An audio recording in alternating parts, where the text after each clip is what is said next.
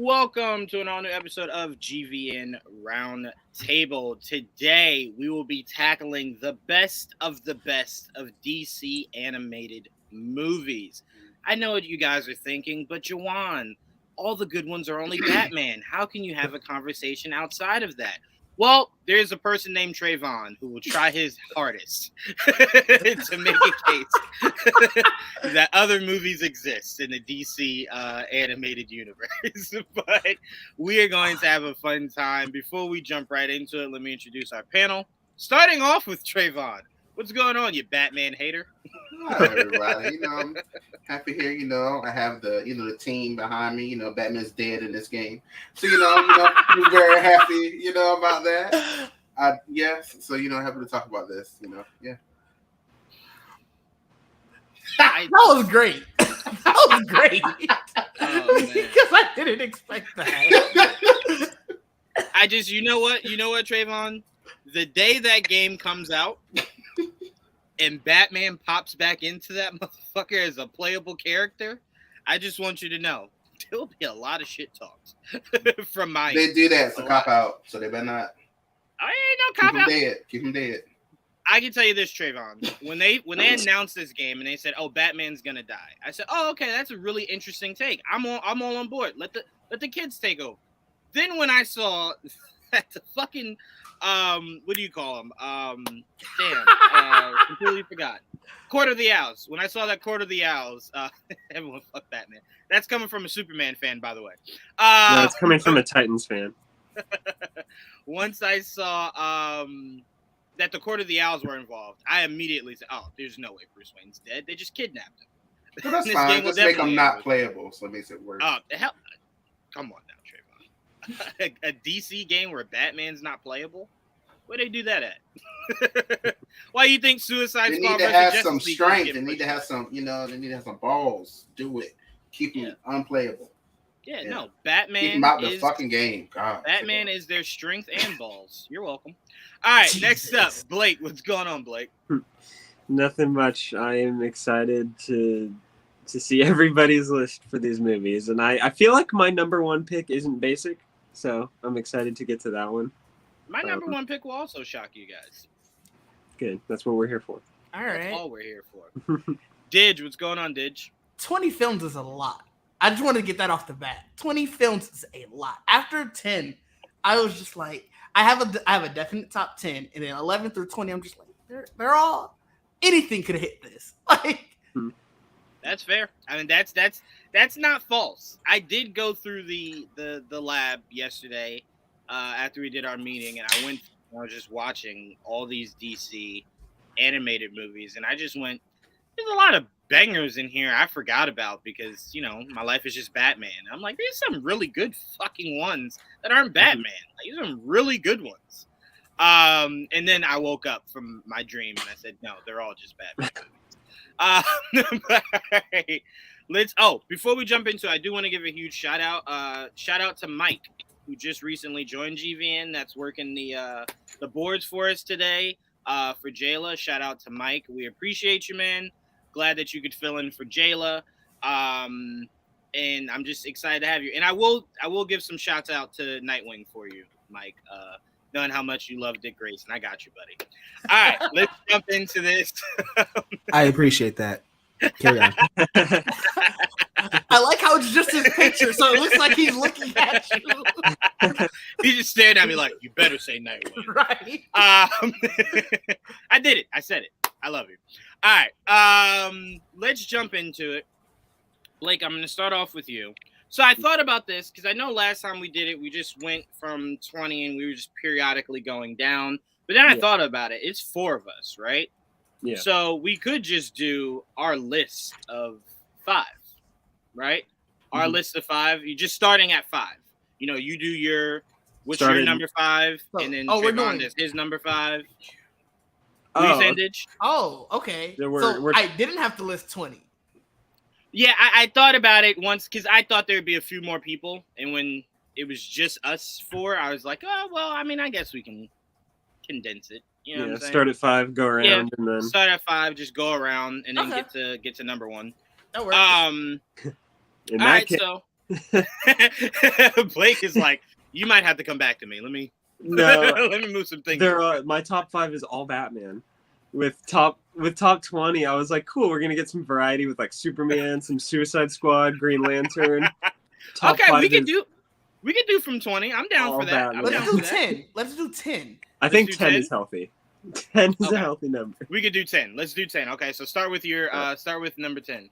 Love it. Number 10 is Green Lantern First Flight. See, I feel better about that. Too low. That's too low. Okay. It is too low because I love that movie so much, but I put all these through a ranking generator, which makes my life so much easier, and I naturally like 9 movies more than I like this one. Wow. That movie ages like fine fucking wine. This movie is if they made it in live action and released it as a Green Lantern movie, it would be the Green Lantern movie. It's a buddy cop movie essentially with Green Lantern's mentor / partner becoming the villain of the movie, as we all know, when his partner's fucking Sinestro. Right. We knew where the movie was gonna go, and even then it was still so good. Yeah. It's the best Green Lantern movie we have gotten so far. And to be fair, we've only gotten like 2 of them. 3 now. Now that Beware 3 now, came out. Yes. 3 now. Yeah, God, shout out to our good friend Ernie Altbacker who co-wrote that. We love you, Ernie. We'll be talking to you about that movie soon. Mm-hmm. I mean, look, I love this movie. I do have it higher because Green Lantern to me is, when it comes to DC, I feel is so underappreciated for how strong of a character he is from 2 standpoints, right? From John and from Hal. And I'm like, well, how have you not just explored this more? Like, if you don't want to do live action, we should have had at least 5 to 6 DC animated movies by now. Yeah. Right? So to me, that's what bothers me the most. And I stumbled across that movie when I first heard about it. Someone was just like, hey, they made a Green Lantern animated movie. I was like, what's up, Mr. E? I was like, okay, well, what the fuck is it? And I saw the trailer and I was like, this kind of looks really fucking good. Yeah, I didn't know much about Green Lantern when I watched it, so luckily it was also kind of an origin story. It was an intro to Green Lantern, so I think the following year I found the comic Green Lantern Secret Origin, which was basically this story. It's his origin and everything, so it got me into Green Lantern, so I love it for that. I love it. His world is just such a beautiful universe to explore, and I'm like, hopefully we get it soon in live action, or just a bigger focus in animation. You know, I like it. That's a solid start. Didge, what you got for number 10? Justice League Dark Apocalypse War. It made me, going through this list really made me realize how much I love that DC animated films universe and how everything was so interconnected, because it's spliced all throughout my list. And this probably could have been higher, but there were things that I was just like, I like a little bit more. That's interesting. So whenever I hear that movie, it's always mixed feelings for me, because I always joke with AJ, even though I'm dead ass serious. He almost ruined my friendship with Ernie, who wrote that movie, because he reviewed it so poorly. So, wow. Whenever I talk to Ernie, I always start off by telling him, like, hey, you did your thing with Justice League. Like, that movie was not as bad as the world was making it sound. I enjoyed it. I know a lot of people didn't like it. I can understand why someone wouldn't like it, but the way that it supposedly ended everything, it fit well. Like, you know, you got the chaos, you got the things look very hopeless. And then even at the end, it's, well, we won, but at what cost and what's to come of it.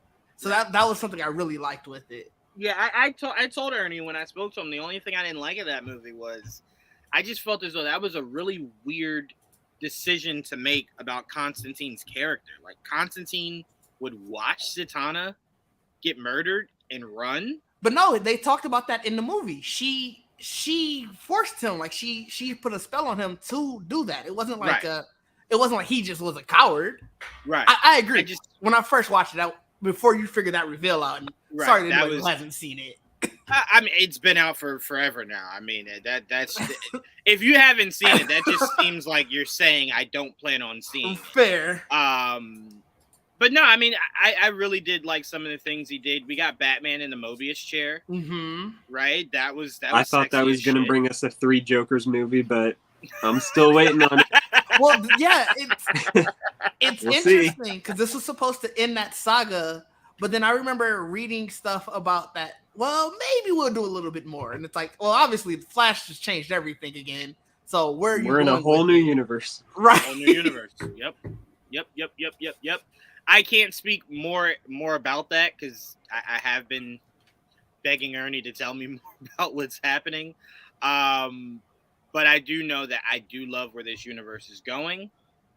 And spoilers for all DC. That is a good disclaimer. Yeah, that's definitely a good disclaimer. I love and hate Mike so much. But yeah, I love where they're going. This is a really good pick, Didge, because like I said, I enjoyed this movie a lot. The first go around, I enjoyed it. The second go around, the third go around, I just really didn't understand the hate it was given. I can understand if you said it wasn't my favorite, right? Like I didn't love it. Right. The amount of hate that it was getting was just like, I think it was just how hopeless at parts things seemed. Like people were just like, because I remember watching it the first time. I was watching it with my cousin. I'm like, they're taking a lot of L's in this movie. Are they really going to pull this out? So I mean, I think to be fair, it was their Infinity War, right? Yeah. Infinity War was nothing but from the beginning of that movie to the end of that movie was nothing but L's. That is just true. hot L's being passed. That out. is Nobody true. won.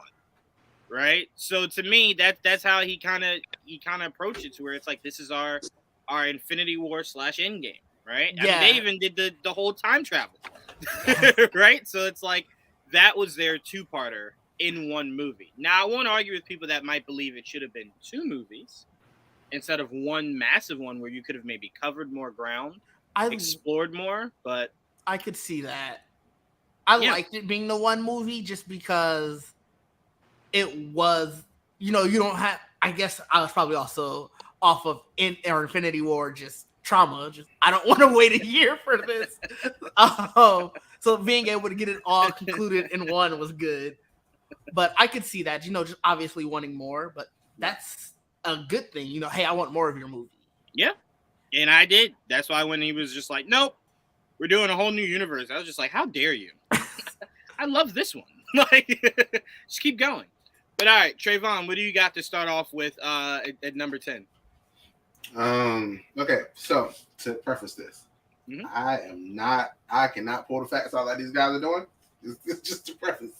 Flashpoint Paradox is the one I thought about.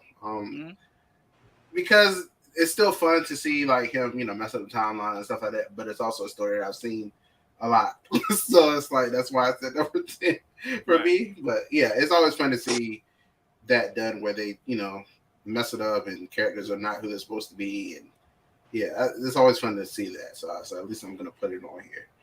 Yeah, I mean, and I think we all agree Flashpoint Paradox deserves a spot on this list. Where it doesn't matter, just deserves a spot on this list. Have it a little bit higher. So. Yeah, I definitely have it higher, but it deserves a spot on this list. So there's no argument there. But Trayvon, before I pass it, before I give my number 10, I just wanted to ask you, with Flashpoint Paradox being on your list, who was the co-lead of Flashpoint Paradox? If you could remind me. Was it a Batman? I don't know. Was it a Batman? I mean, I'm sure that asshole is in all the movies. I mean, yeah. Just letting you know. I mean, it is DC. I mean, they need to start learning how to. They need to learn how to survive without him.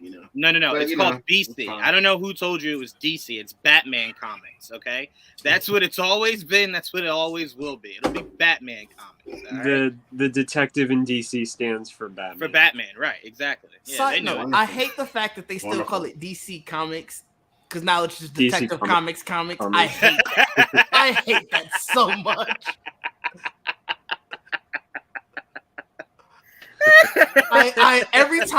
Every so often it just pops back in my head and I'm like, I hate this. You know why though, Didge? To be fair to Warner, you know why they do that? Because there are very few people that actually know what the D and the C stand for.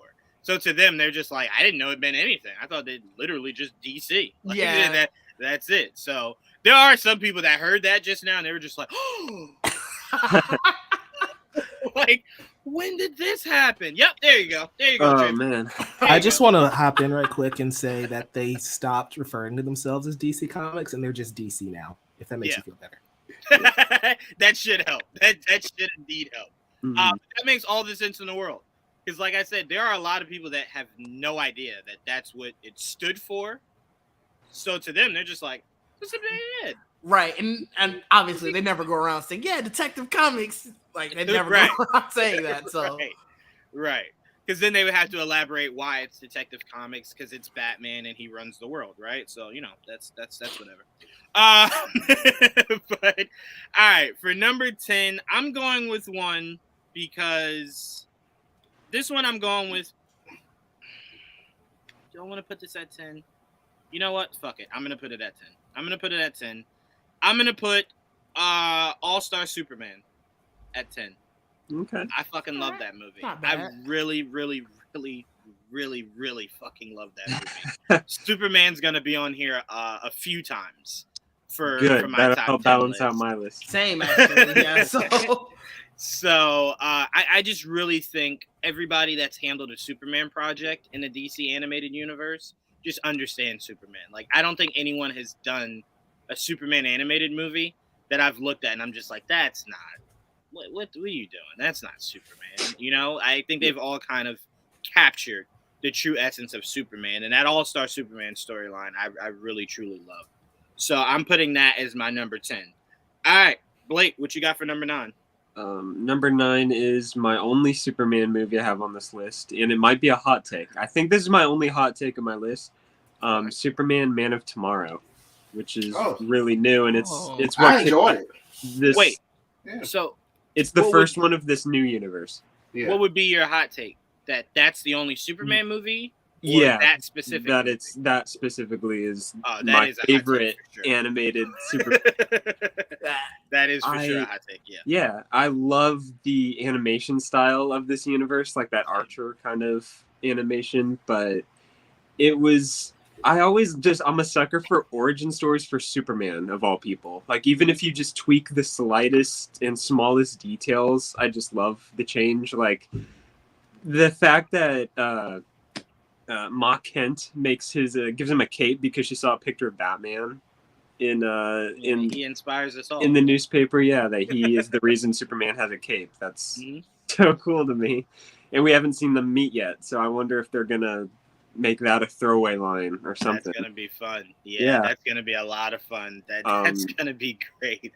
I do wish these movies would kind of be standalone. Like Long Halloween is the only standalone movie of all these. Like, Superman is joined with Martian Manhunter in this one, and I see what you're saying. Okay. yeah, Beware My Power, Green Lantern had Hawkgirl and Green Arrow. It's just like, I wish they would get the spotlight, but at the same time, I do love crossovers in comics. It's super common to be like, Green Lantern number 34, he's going to be joined by Dr. Fate or somebody at that time. So, well, I will say one thing that Ernie used to always tell me is whenever you see that, it's not because necessarily the writers want to shoehorn other heroes in.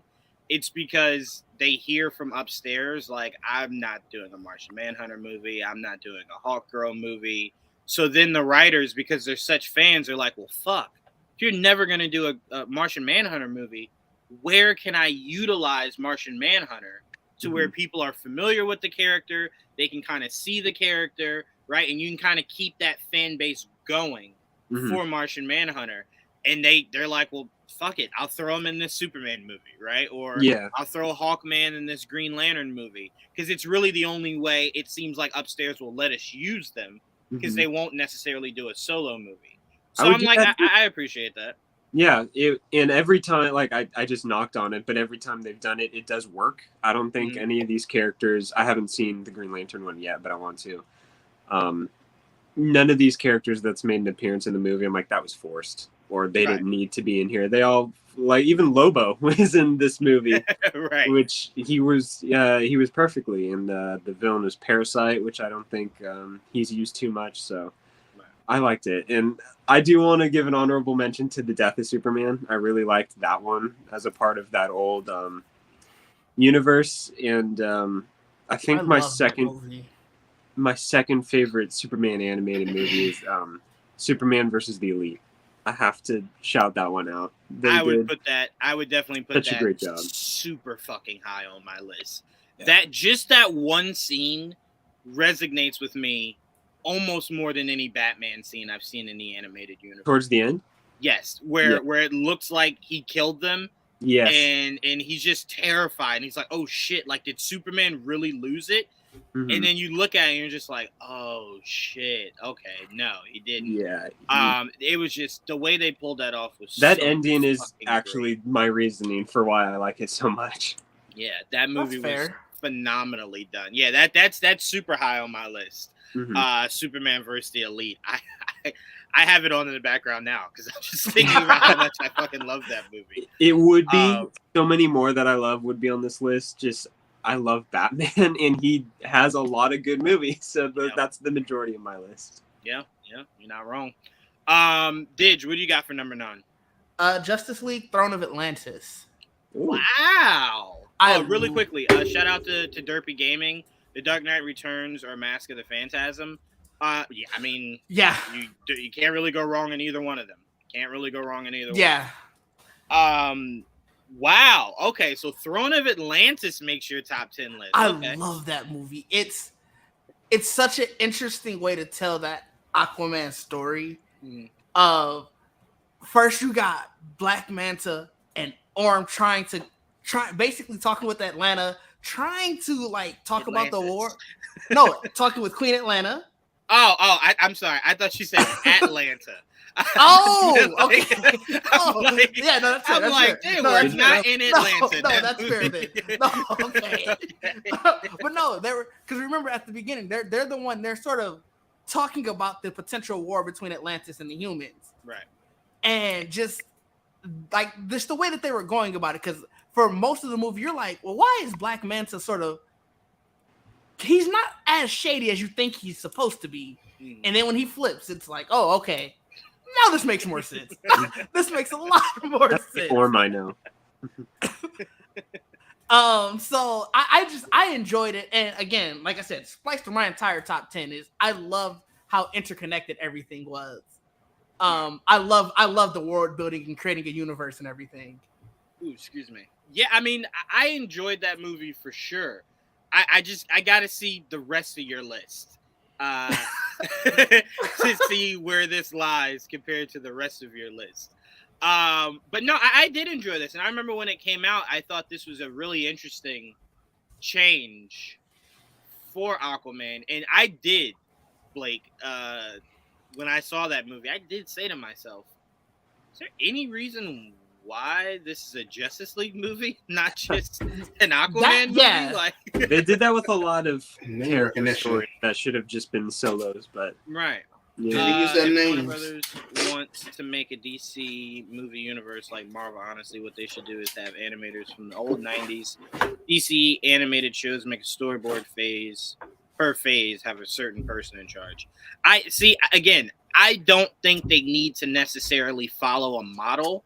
I think they need to just stop telling us, hey, these movies matter because they build to something, and these movies are just to get us Oscars. Like, to me, I kind of feel like you should earn that. You should have a consistent, cohesive universe, and then once that's good and going, you can, pop off and do whatever the hell you want. But when you have people that are watching the Batman going, well, why can't he be in your main universe? Clearly, that's a problem.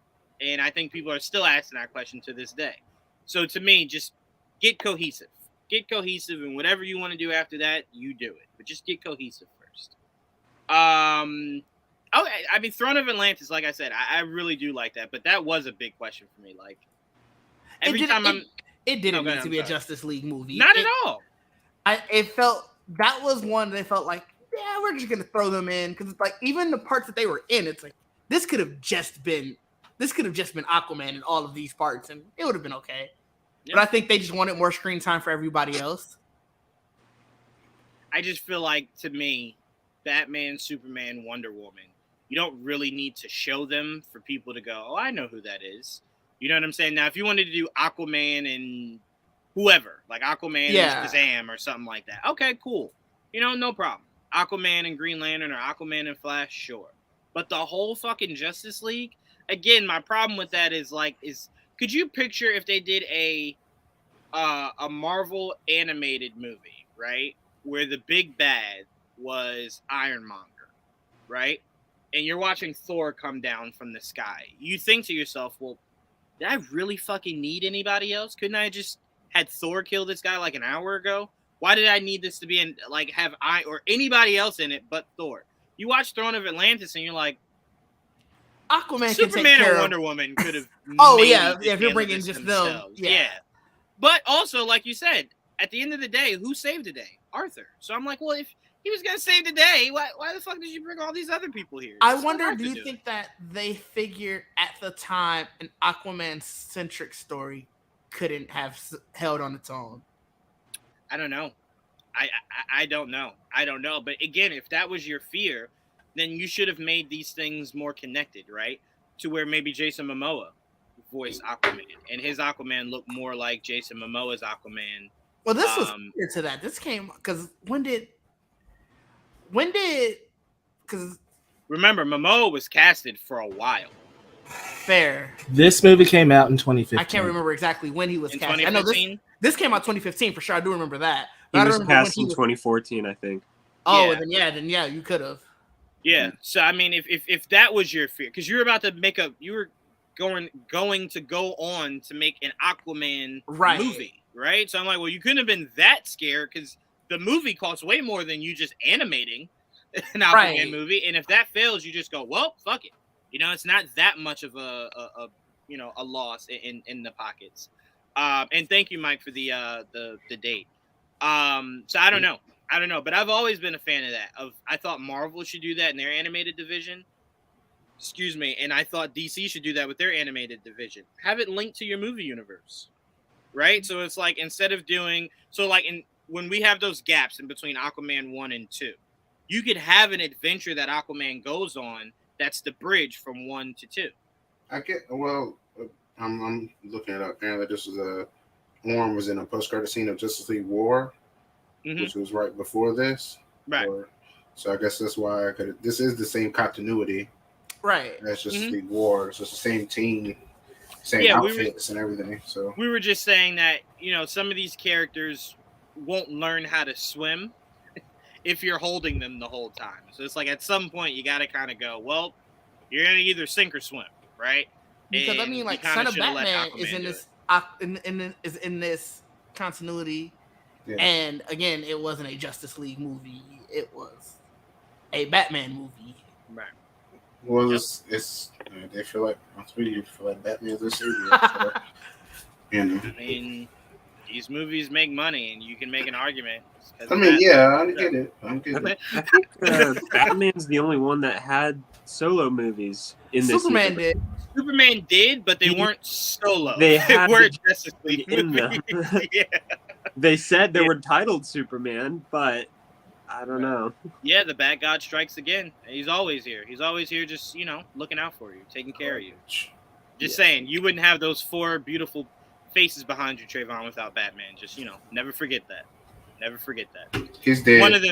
One of them's name is literally Batgirl. Do you think that exists without Batman? He's dead in the game. That's all that matters. I guess technically Suicide Squad, because wasn't Hell to Pay? Wasn't that technically a part of all of this? Suicide Squad, Hell to Pay? Actually, it was not. Hell to Pay was actually part of the last regime. Because remember, that was a continuation of Flashpoint. Okay. That was the connected dot. So it wasn't in this whole animated one. Okay. Trayvon's it looked like it. Throwing up the Batman and Robin background. I knew it was.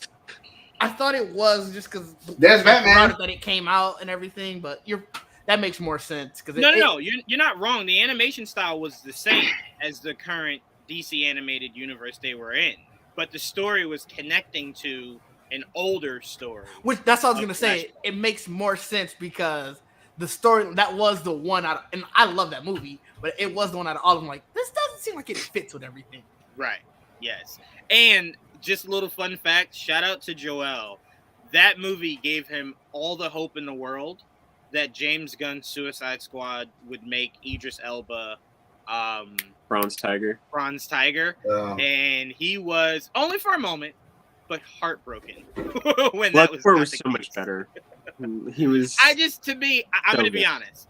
I don't understand the hype of Bronze Tiger. I don't think I ever will. And I'm like, because I'm like, out of all the things I could have made Idris Elba, I was thinking make him Slade. I was thinking just recast Will Smith, make him Deadshot. And then when they were like, the character that he actually was portraying, I was just like, well, I don't know enough about the character. So if you're taking somebody that I don't know and just making it kind of his own thing, by all means, and you essentially just made another Deadshot. That's really essentially what that character was at the end of the day. But to me, I'm like, no way I would want Bronze Tiger over Deathstroke. I just wouldn't. But we got Bloodsport over Deathstroke. We did, right. Which to Joel, that might have been even worse. But I will say this animated movie did kind of give that feel of Bronze Tiger of like, I'm not against seeing you somewhere down the line. He went up against I just didn't need Idris Elba to be you. Right, yes. Like, and albeit I do think narratively they were taking how would you classify it? It was like when Catwoman beat 3 speedsters in a single move for the most part. Yeah. You just like, okay, you took liberties here. It's okay, but we understand what happened here. There are too many.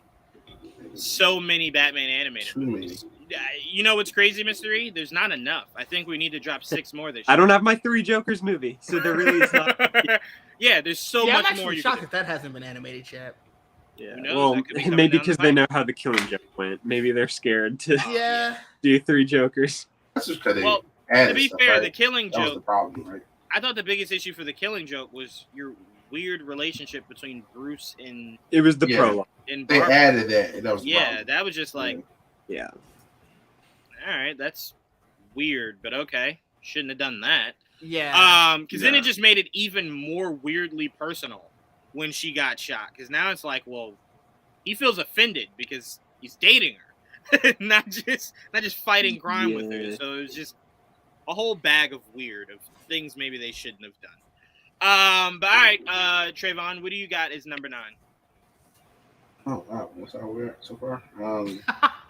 You shitted on Batman for almost an hour, so you lost track of time. It's okay. Yeah, that right there. I remember I went to the theaters to see this, and so did I. Looking at it like, what the? I heard something in the beginning was like shocking, and I was like, with my friend, I'm like, we'll see. And then they did that. And I didn't think that would be the shocking. Yeah. Yeah, it was pretty bad. And then she started removing the costume, and I was like, oh no, it's so much worse.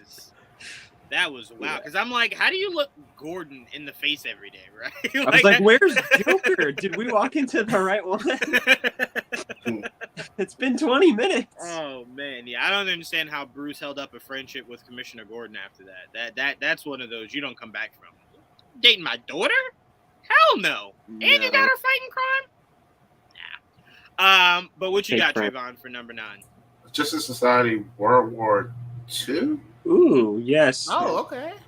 I did like that. I thought that was. You wanted to one-up Didge with the Nazi Aquaman. That scene kills me. I love it. I love that pick, Trayvon. I really, truly do. Especially the way that movie ended. Mm-hmm. I love a good connector. I really do. When you connect something for me. And how they got me at the beginning, I was like, how does this work in this timeline? I remember when I saw the trailer, I was like, what is this? I was like, wait a minute. I was like, where is this going? Like, I was like, oh, okay, there we go. Like, that looks like all rainy. I love that movie. Every little detail. Now, I won't lie. I did think this is the weirdest assembling of a team I've ever seen. It was just so not random, but random. When I saw their lineup, I was just like, what? That's like such a mix of past, present, and future. Like, what the fuck? Like, how is this a squad? But the writing was so beautiful for it. Everything to me fit, right? Like, by the end of that movie, I wasn't still going, this still doesn't make any sense. I just didn't care. By the end of the movie, I loved it so much, I just didn't care anymore. But that was a question as I'm watching the trailer. Just like I'm really confused why this is a team. Like what?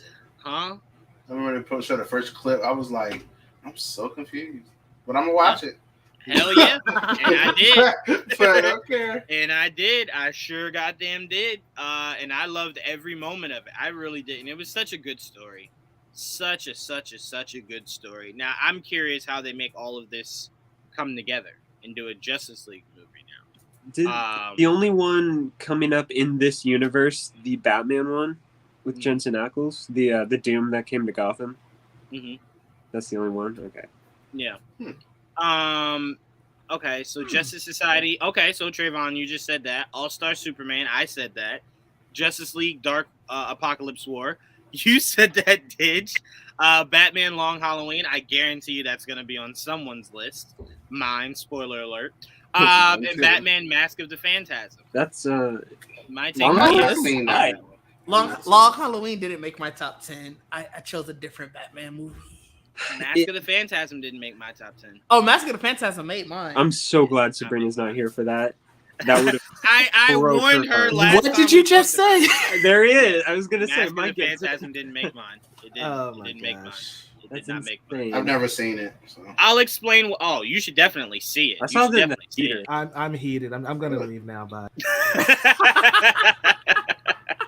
I will explain why, but it did not make my top 10. It barely made mine. I had to go back and rethink. Like, oh, that should have made it. Yeah. I hated it in the Killing Joke, and I hate it in the DC animated universe. Like when Bruce reveals in Batman Beyond that the Bat family broke up because Bruce got Barbara pregnant and she lost a baby. Like, what the fuck? Yeah, they did some wild. Again, the DC universe as a whole, both live action and animated, have definitely tried their hardest to make people hate Batman, right? Like, they tried their hardest to make you go, this is a real piece of shit. It worked. And, well, Trayvon, you just don't like him because he overshadows. What was I going to say? But yeah, they did some wild shit with Batman a lot in this universe that I personally don't get, but, you know, whatever. Fuck it. All right, number 9 for me is going to be Batman Assault on Arkham. Ooh. Every time I watch that movie, I go, I don't understand why somebody didn't go up to David Ayer and go, just do this. Like, just do this. That's how they described it at Comic-Con. They said that it's is exactly Batman, how. the antagonist through the villain's point of view. Yep. Obviously changed at some point. Drastically changed. Batman was the first 10 minutes of the movie, and then that was it. And it was just like, and then he fucked up. Confusing ass end credit scene. So yeah, I thought that was very weird because this movie showed how you can have something featuring Batman, but the focus is still not Batman. They should not have called it Batman Assault on Arkham. Should have been Suicide Squad Assault on Arkham. That's why I got confused. I was like, that's what I thought I remember. Okay, yeah. It's definitely not. It's in the Arkham universe, so that's probably what they're. That's why Batman Arkham is the title, you know. Yeah. Yeah. Well, also when you look at the cover art for the DVD, it's just Batman looming over them. Yeah. And it's like, well, that makes all the sense in the world. Like, yeah. You can't have them going crazy in Arkham and Batman's just having tea at home. Yeah. Like, and this movie shows how you do Joker as a side plot and utilize him well. Yep. But I thought they had all the pieces for the live action movie. You had Amanda Waller, right? You had Joker, you had Harley, you had Deadshot, you had Captain Boomerang, you had all the pieces there. How you still managed to fuck it up, I will never truly understand. But they did it. They did do it. But I really, truly love this movie Release the Ayer cut? much. No, release the Assault on Arkham cut. Like, refilm it. That's already release the Ayer cut. Yes. I want that damn Ayer cut. Okay, let's see. Mike, can you bring up the last 2 comments before we kick it back to Blake? Special mention being Batman Beyond Return of the Joker. Did you know there was going to be a sequel with Catwoman returning, being Terry's real mother? There's so much I hate about both that movie and everything. I like that. They hate so much connect about it. Terry to Bruce so much. like him being his son / clone, wild to me. I'm gonna tell you guys this. I don't like Batman Beyond because I very much was under the impression that if you were going to do Bruce old, you would just hand the keys to Nightwing and we could get a Nightwing focused story, right? Where it's just about Nightwing, a full season, full series, just about Nightwing. Nightwing helping the younger Robins kind of figure out life, figure out their place in it. Bruce is obviously more kind of reserved, kept to himself even more because he's older, can't fight crime anymore. I thought all that was appealing, and then they're like Batman Beyond, and I'm like, I don't like any of this. Like, I really don't. I just don't. I still don't. I still think that should have been reserved for Dick Grayson. So, No. no, not the story. I just would have preferred a Dick Grayson series. They over should what they still did for do Batman that. I Beyond. don't Yeah, know why like they've never done that. they can do that, but I really enjoy Batman Beyond simply because it is showing us Bruce way older. Because if you're doing Nightwing, the age difference between Bruce and Dick is like 15 years max. Mhm. So I really like the idea of like Bruce is in his 70s or 80s, and now Terry's essentially the next step from the Bat family, right? Bruce can't do it anymore, so Right.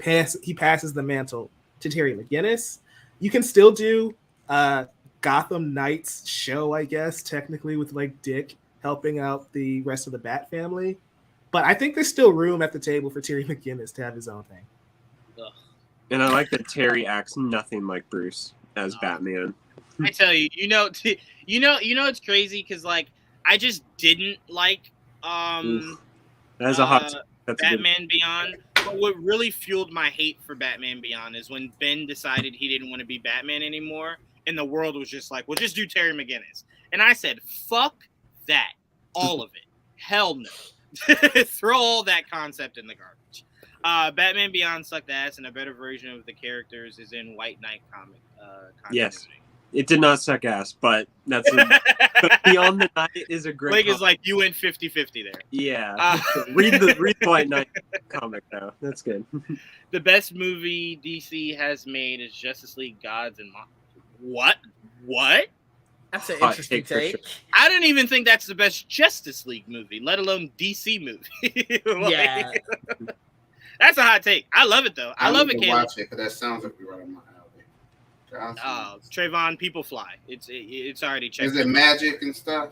You could make an argument, sure. Okay. Yeah. Yeah. Justice League Doom, that's a sleeper. First Flight, we did mention that. Year One, Under the Red Hood, Crisis on Two Earths, and New Frontier.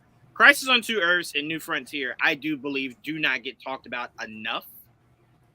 Phenomenal fucking movies. On Two Earths killed me when I first watched it with Johnny Quick. Yes. With Yeah. how he's dealt with. Yep. That's one of the best moments in an animated DC movie. And I'm sorry, you getting what's his name, James Woods? Oh, it's Owlman? Is Owlman? I Yeah. mean, you talk about great casting. What? I had that in mind. If we would have went to 20, Crisis on Two Earths would have made it. That's fair. Like I said, Didge, with you, I just got to see what else your list is. I thought For my Crisis on Two Earths list not to is make it. my list is interesting.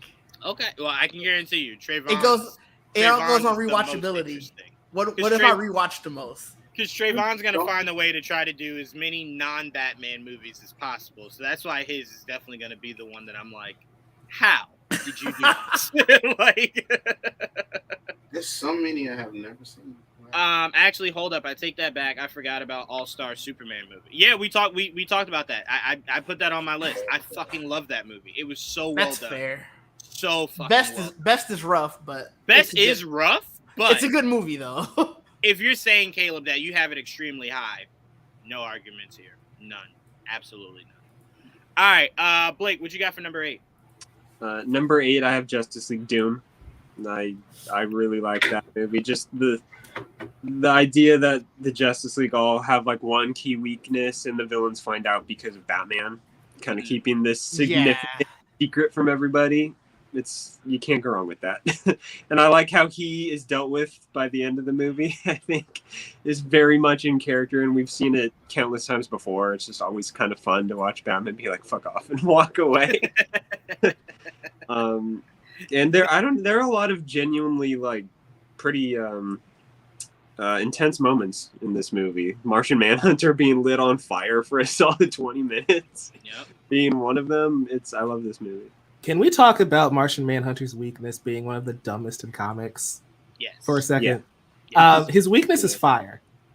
Isn't Yeah, that literally we need everybody's weakness though? So like, what makes that special for him? You can light Wonder Woman on fire and she'd die too. That's just really weird to me. Yeah. Let's don't reinvent disagree. that character a little bit. Get him in a movie. Get a current series going on.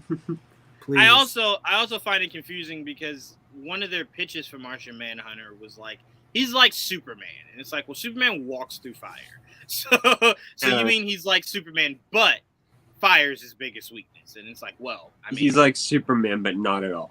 yeah, I'm like, well, all you're telling me is that I just got to call up Firefly in Gotham, and I can get rid of Martian Manhunter for an hour. Yeah.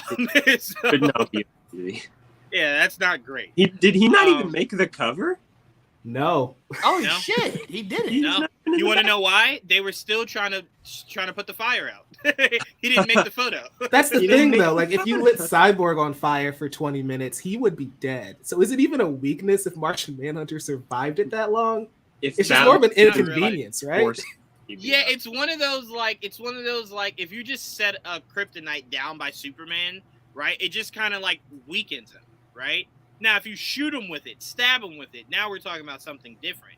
But it's essentially just like all I got to do is just like sit it next to him, and he's just like, oh, what do I do? And it's like, well, that's just an inconvenience till it's moved, right? Like that's not necessarily like you're dead, right? So it's like with Martian Manhunter, I don't think it kills him. Maybe if he's on fire too long, because he was screaming like it hurt. So I'm like, does it hurt, or is it just a fear you have that 20 minutes is you a feel long as though time. you're on fire? Like, what are we talking about for a long time? Because 20 minutes to be on fire is a long time. 20 Well, minutes if I on fire told is you, if insane. I told you were on fire for 20 minutes, but it was not burning not one piece of your body off, right? I would say 20 minutes really doesn't feel like a long time because what is it actually doing? It's not Pain. burning you. He was still in Causing pain. He was definitely still in pain. No, but I'm saying, is it a mental pain? Because, like, again, it's animation, so maybe that's just a hard way to look at it. But it didn't show like it was killing him. So is it a mental Fair. fear or is it a physical fear? That's what I'm trying. That's what I'm trying to. Because like right now, if we got set on fire in 5 seconds, our flesh would start to peel. Right? That's fair. It didn't look like it was killing him. It just looked like it was a fear that someone was, usurping against them. So that's different. I don't want You know? this to derail the conversation too much. But this movie is awesome. I just want to get that back on track. It's great. I mean, you're not wrong. And look, it has one of the best lines in DC animated history. It's like, we're under attack by who? Me. It's like, wait, I'm sorry. Don't skip past that. What? Like, what did you do, Bruce? Sorry, I thought of a way to kill all of you if I needed to. It's like, He's what? like, my bad, I guess.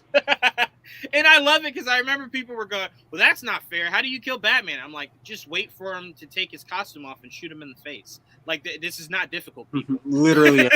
like it's not hard. It's not hard. Interesting fact, I still have the VHS of Batman Mask of the Phantasm and Batman Beyond. I have no idea where I got them. Same for the rest of my old VH movies. Well, I assume Blockbuster, right? Like Blockbuster or Suncast. Like, there's only a few places that it could have been where you got it. Now, today, you can get it from anywhere. I need an animated movie trilogy based on Grant Morrison's Batman run, which is, in my opinion, the definitive version of the character. It's a toss-up between Scott Snyder and Grant Morrison for me. I usually tend to lean Dick and more Damien, Scott. enough said. Who? Dick and Damien. That is fair. There you go. That's fair. I'm That biased, is clearly. fair. Bye. Yeah, extremely biased. There's definitely a Nightwing logo somewhere in that that logo of yours. But no, I mean, I really do think Justice League Doom is great. It didn't make my list because I kind of didn't like how the whole Vandal Savage of it all kind of fizzled out. Yeah. That's where it kind of slightly derailed for me. But I do want to ask this really quickly for everyone that remembers it. Whose weakness was the most intriguing to see play out? Mine was Flash. I thought Flash's was the most Flashes intriguing. was rough. Yeah. Wonder Woman's was very psychological, and those are the ones that mess with me, because it's like you try to put yourself in her shoes. You know there's not a ton of cheetahs, but she's trying to rationalize it like somehow these people mutated or she cloned herself, something. I have to beat all these people. And I mean, to me, that has to be super frustrating if you're a cheetah, because think about it. You were poisoning her and whooping her ass, and it still didn't seem like it was tremendously slowing her down. Like it seemed like, again, it was just an inconvenience. You were putting blood on her hands, and that's all you were doing. Yeah, that was really it. Bruce thrown his parents' grave. That was a little that nuts. was really dark. I was just like, oh, is that a weakness or just really fucked up? That's just PTSD. They just wanted to make yeah, that's like showing Superman a video of his planet exploding. Like, that's not necessarily a weakness. That's just really fucked up. Like, jeez. Yeah. But okay, it happened. Right. I mean, Green Lanterns was his. That's my problem with this Green Lantern as a hero, though. You just got to convince him that you're not worthy. Yeah, they just bullied him pretty much. They bullied him into taking the ring off. That's my problem. To be fair to Green Lantern, again, we know that the Green Lanterns is willpower, right? So right. Like, okay, you get that, but where it's sad is the idea that Thor became unworthy because Fury whispered in his ear, "Hey, yo, Thor was right." Thor was just like, oh, "Was he? I'm not worthy." And it's just like, wait, what? Like, you didn't even maybe want to think about the fact that maybe he was wrong? Like, no, just immediately unworthy. But to me, with Green Lantern, I think that's always been something he's battled. Because remember, when he got the ring, he went to Oa, and everybody at Oa was just like, nah, fuck you, dog. Nope, you don't even belong here.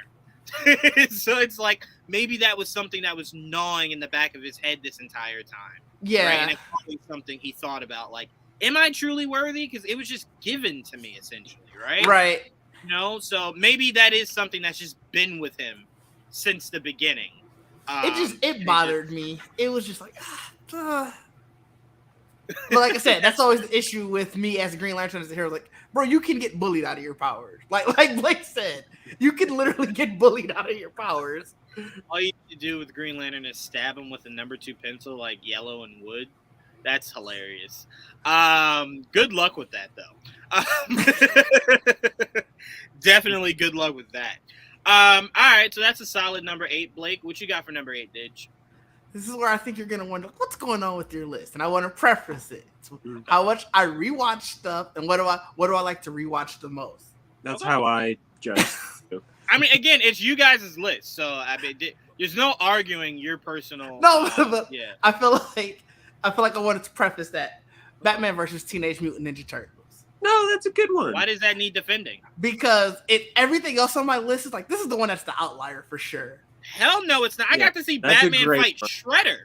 But Are you serious? I'm saying how you could see how the way my list is sort of narrowly put together, and it's like this has nothing to do with the rest of those. It's just you just wanted to see Turtles and Batman fight. No, I love it. I love that movie just because of that. And then I always like seeing Turtles, their crossovers. Like I love the Turtles Power Rangers crossovers. Mm-hmm. I just love Turtles crossovers. Yeah, I do remember as a kid. I remember sitting at home because I was never as a kid a fan of the live action Ninja Turtle movies. So I remember watching Power Rangers in space, and I'm like, they're fucking turtles on the moon? Like, no space helmets, no space equipment. These motherfuckers were on on another planet like it was the sewers. And I'm just looking at this shit like, bring back. Looking back at it, it doesn't make any sense, but I accepted it. Like, they turtles, all right. It's like, that makes no sense. I was going to say that just bring back the ruthlessness of that season of Power Rangers. Okay, Power Rangers in space was some good shit. Like, yeah, I was like, I need that back. That is true. And I did like the personal personal conflict of Astros' sister. Yeah. Or Andros. Was it Andros or Astros? Andros. His sister being essentially the big bad. And it's like, well, how do you navigate that? But I did think that was really weird that the Power Rangers were teaming up to Ninja Turtles. Like, this is so fucking random. I can't believe they didn't adapt that Justice League Power Rangers crossover since they did the Batman Ninja Turtles one. I agree. I agree with that. I really do. I really do. Or I just truly do. Because I can tell you this right now. Tommy and Bruce, I want to see that fight. I fucking want to see that fight immediately. That would be a good. Immediately. Because I want to see how Batman looks at him playing a flute through a helmet and goes, wait a minute. How the fuck is he doing this? Right? Like, Batman would be the detective to figure that shit out. But yeah, I would love to see how Batman handles Megazords. Like, Oh man, did you see that in the comments? Nichelle Nichols passed away today too. Oh wow, shit. Damn. Look, man, since 2019 hit, it has just been fucking crazy out here, man. Just fucking crazy. Rest in peace, and much love to family and friends. Damn, Yeah, Mystery. I'll come up in here with that. Fucking trying to make me cry. Who do you guys think deserves an animated movie? Why do you think it should be Animal Man? I'm gonna be honest with you. Plastic Man. I want to see an animated movie from. I fucking love Plastic Man. And before people go, who the fuck gives a shit about Plastic Man? You all went and sat in the theater of Ant-Man, so I don't want to hear your shit. Okay. All right. If Ant-Man can get one, Plastic Man can get one. That's all. Ant-Man. Wait, what? Oh, no. I'm saying Ant-Man got a movie. Why Yeah. can't Plastic Man get one? Ant-Man is cool. His name is cool. I said Ant-Man is cool. I said I thought you said his name is cool. I'm like, what are we talking about right now? Batman's Prep Time versus Power Rangers. That's hilarious. But no, I love this movie, Didge, and I think it's perfect on this list. I don't think this was a crazy one at all. And seeing Batman whoop the Turtles' ass in front of his Batmobile was also dope. I wish they would have did it because at the end, remember they had the Shredder. He's like looking sort of like Joker now. And it just nothing ever comes of that. Why didn't we get a sequel? Yeah, like why did they give us? They gave me Joker Shredder. Right. Or they teased him. I barely got him. I don't want it to be called Stroker. Yeah, call it Stroker. I don't want it to be called Stroker. Stroker. It's like Stroker? No, not Stroker. Schroker. I guess that's better than Jetter though. So yeah. Oh my god! Wow, yeah, no, it's not a car. Or is that a Jetta? That's a Jetta. Oh yikes! No, thank you. Yeah, I think we can all agree this is a solid one to have on the list. Oh yeah, Tom Kenny as Penguin is always a win. Fair. That is facts. Trayvon, what you got at number 8? Oh, there it is. Well, we already said it earlier. Superman Man of Tomorrow. Oh, okay. Oh, okay. Nice. Solid choice. Yeah. Don't disagree with that at all. We made the argument for why that definitely belongs here. So the argument for me. I thought it was funny how Marshall and Hunter just standing around waiting, just watching things go to hell. Oh, well, when you gonna join? When you gonna help? Huh? I mean, hey, he did it in live action too. He's Right. been consistent. that is Martian Manhunters. That is his thing. We will talk about what Marvel should be doing animation-wise at another time, Mystery. Don't worry, we will address that because that is a problem I have. Because their animation was fucking epic, and then they just said, no. Like Wolverine versus Hulk. That was nuts. I would put up against DC's best. That was fucking beautiful. Introduced me to Deadpool. Yes, a lot of people that was their introduction to Deadpool.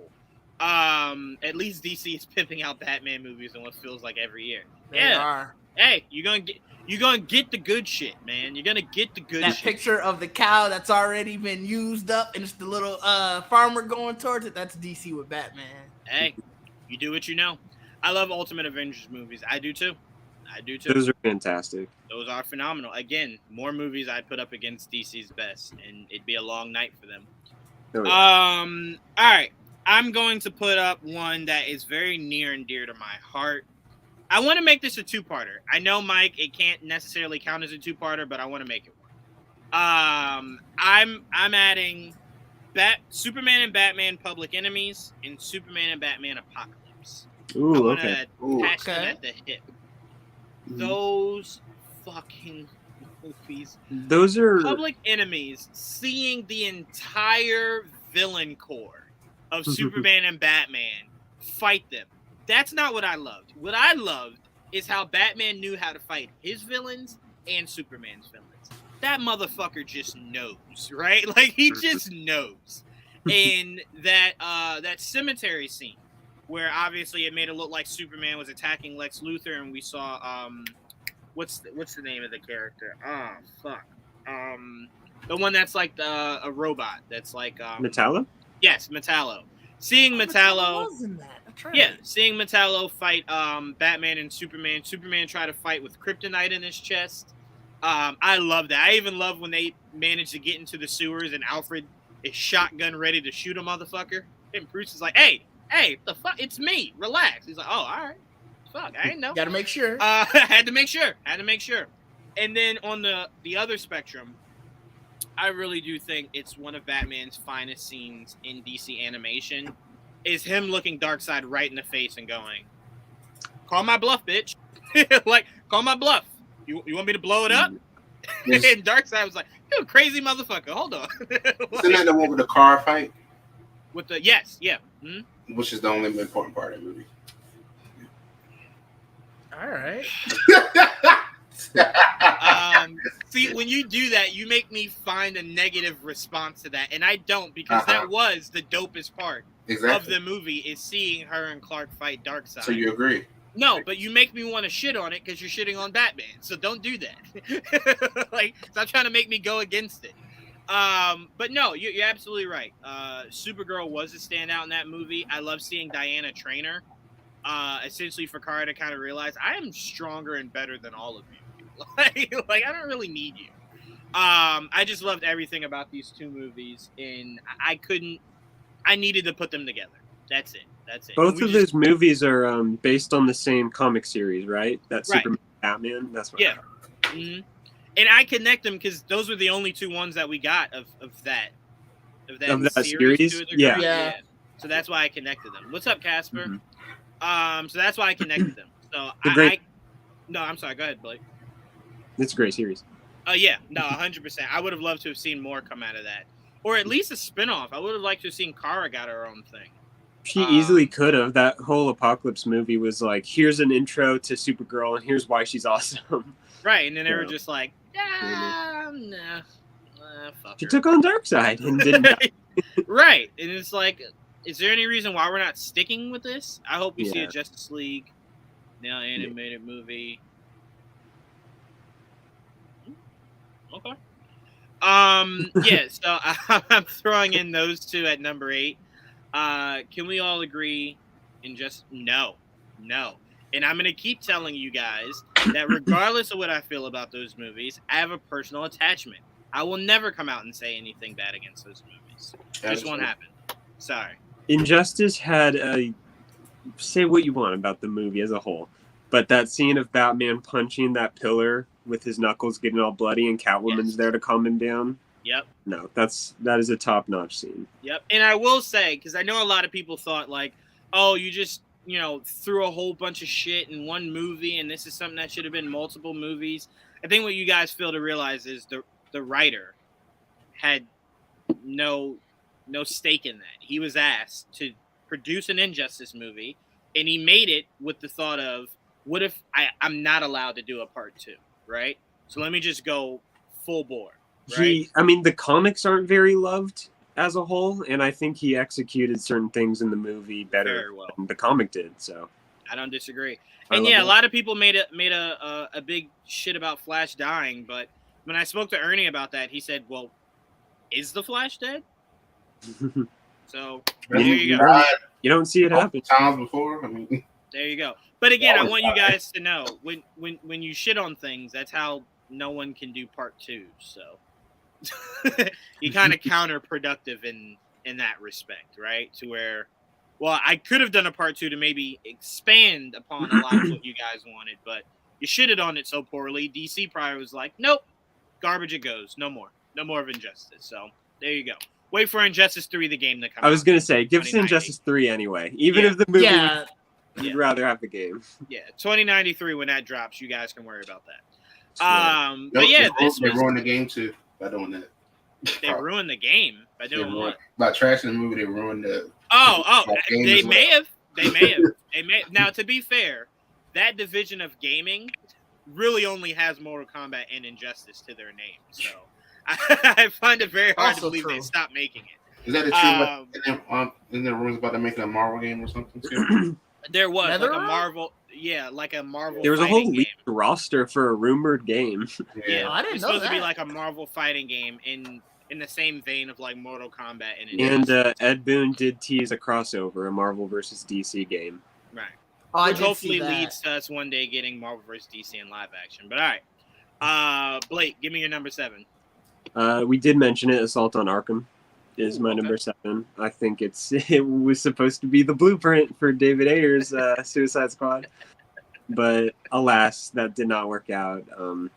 I loved this team. What I didn't love, that was Killer Croc, right, with that like metal jaw. Mm-hmm. I think it was supposed to be. Was it supposed to be? I remember not liking it. Oh no, it was King Shark. That's who it was. Oh, yeah. It was King Shark. I did not. Yeah, because he had the fin. He had the fin. Yeah. I did not like that design for King Shark at all. But that is a bad design. It was a really bad design. Character-wise, like he was fine. Like he did his part. He had a little kind of romance with Killer Frost, which was interesting. But very interesting.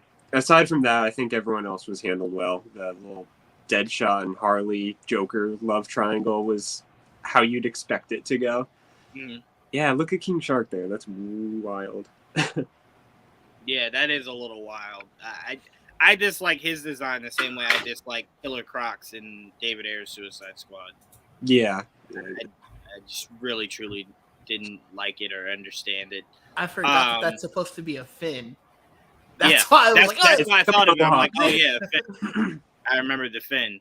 I will say one of the funniest parts of this movie is when they first all assemble and KG Beast is like, I'm gonna just fucking walk out of here. Fuck Amanda Waller. What's she gonna do? Stop me? Amanda Waller's like, oh yeah, I'm gonna blow your head off. So, like, try. Go for it. I love that. I thought that was so fucking funny. But no, I enjoyed the movie a lot. And again, it kind of digs more into how much Harley Quinn and Deadshot are more anti-heroes than villains. Which always confused me. I'm not a big fan of that.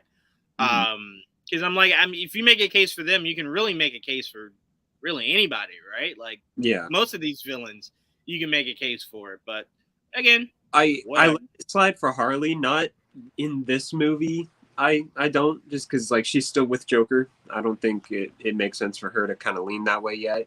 I do love though the scene when they're being given electroshock therapy to get the little. She's enjoying it. She's enjoying it. Yeah.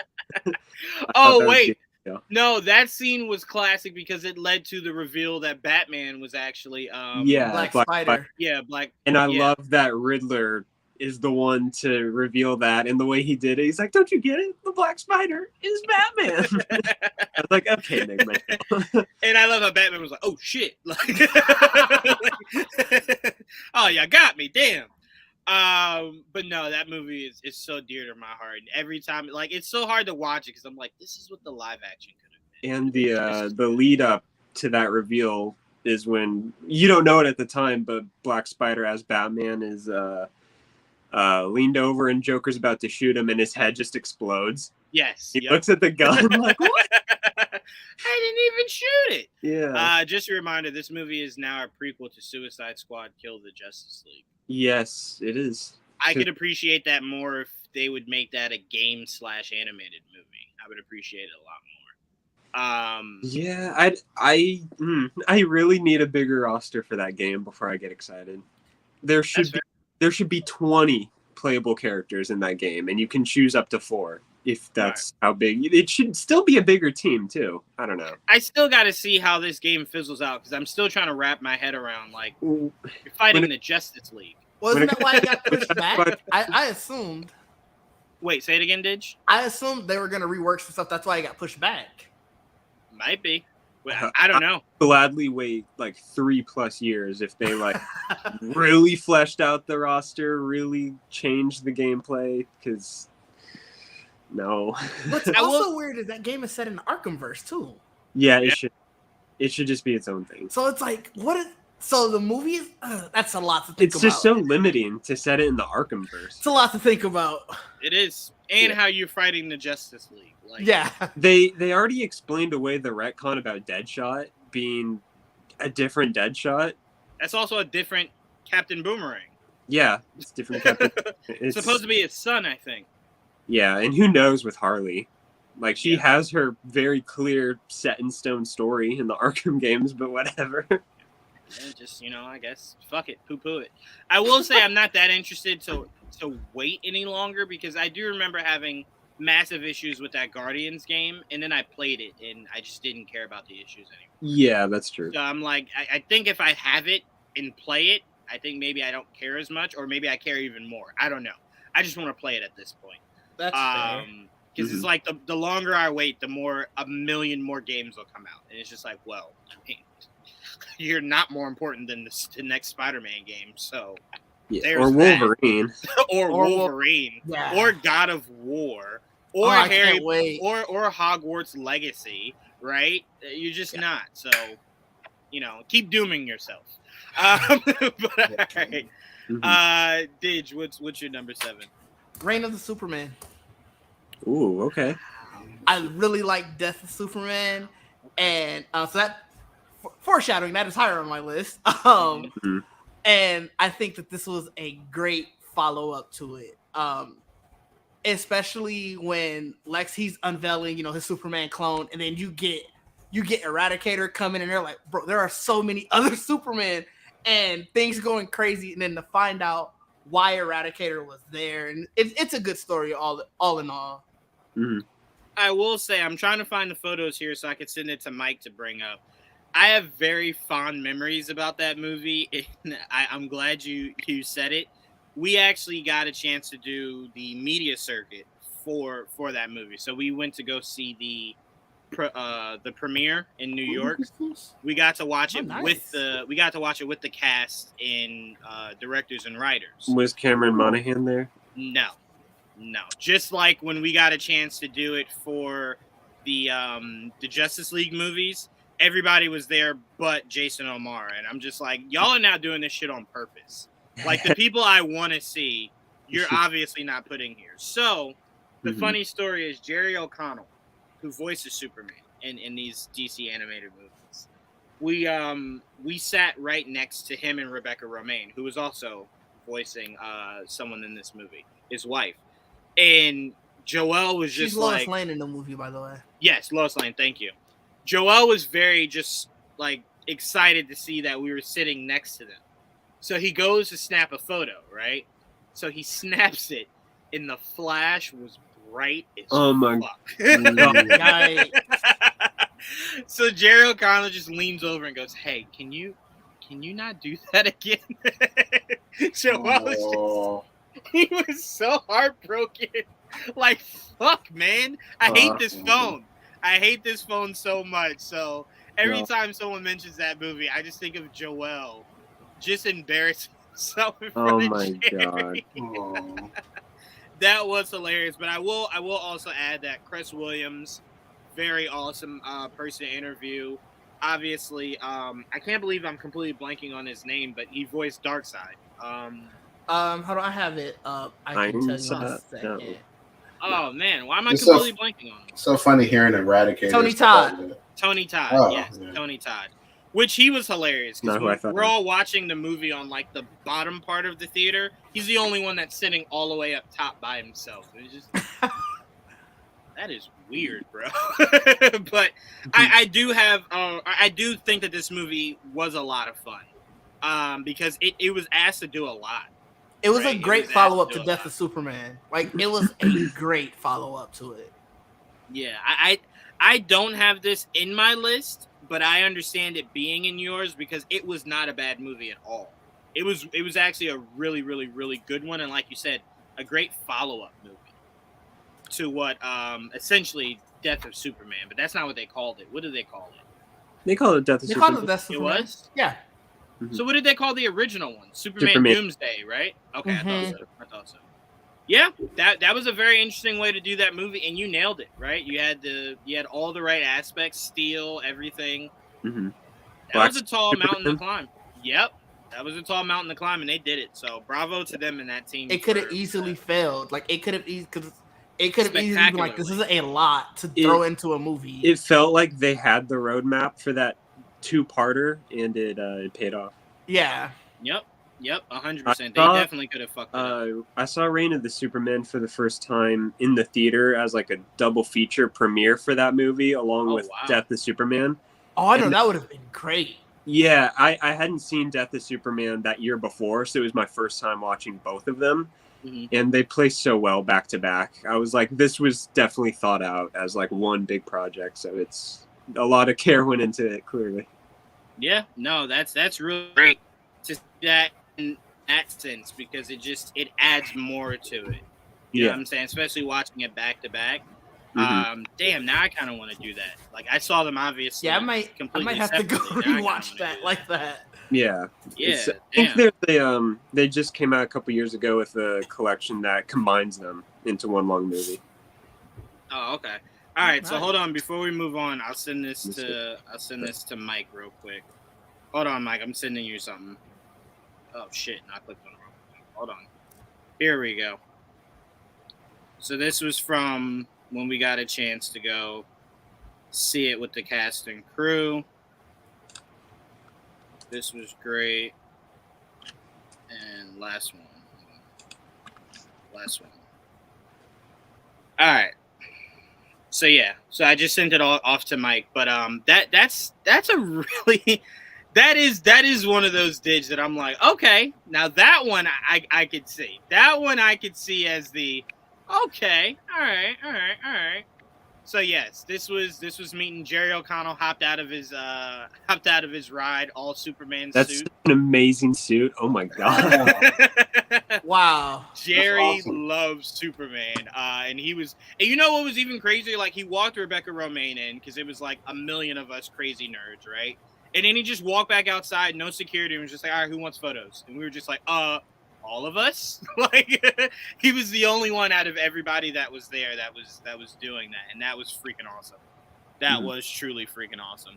I just got what you said to the I sent a link to it's an over 2 hour long movie combining Death of Superman and Reign of the Superman. I'd watch it. So, there you go. That's Rebecca Romaine and Cress Williams right there. Oh wow. I think I might be picking this up.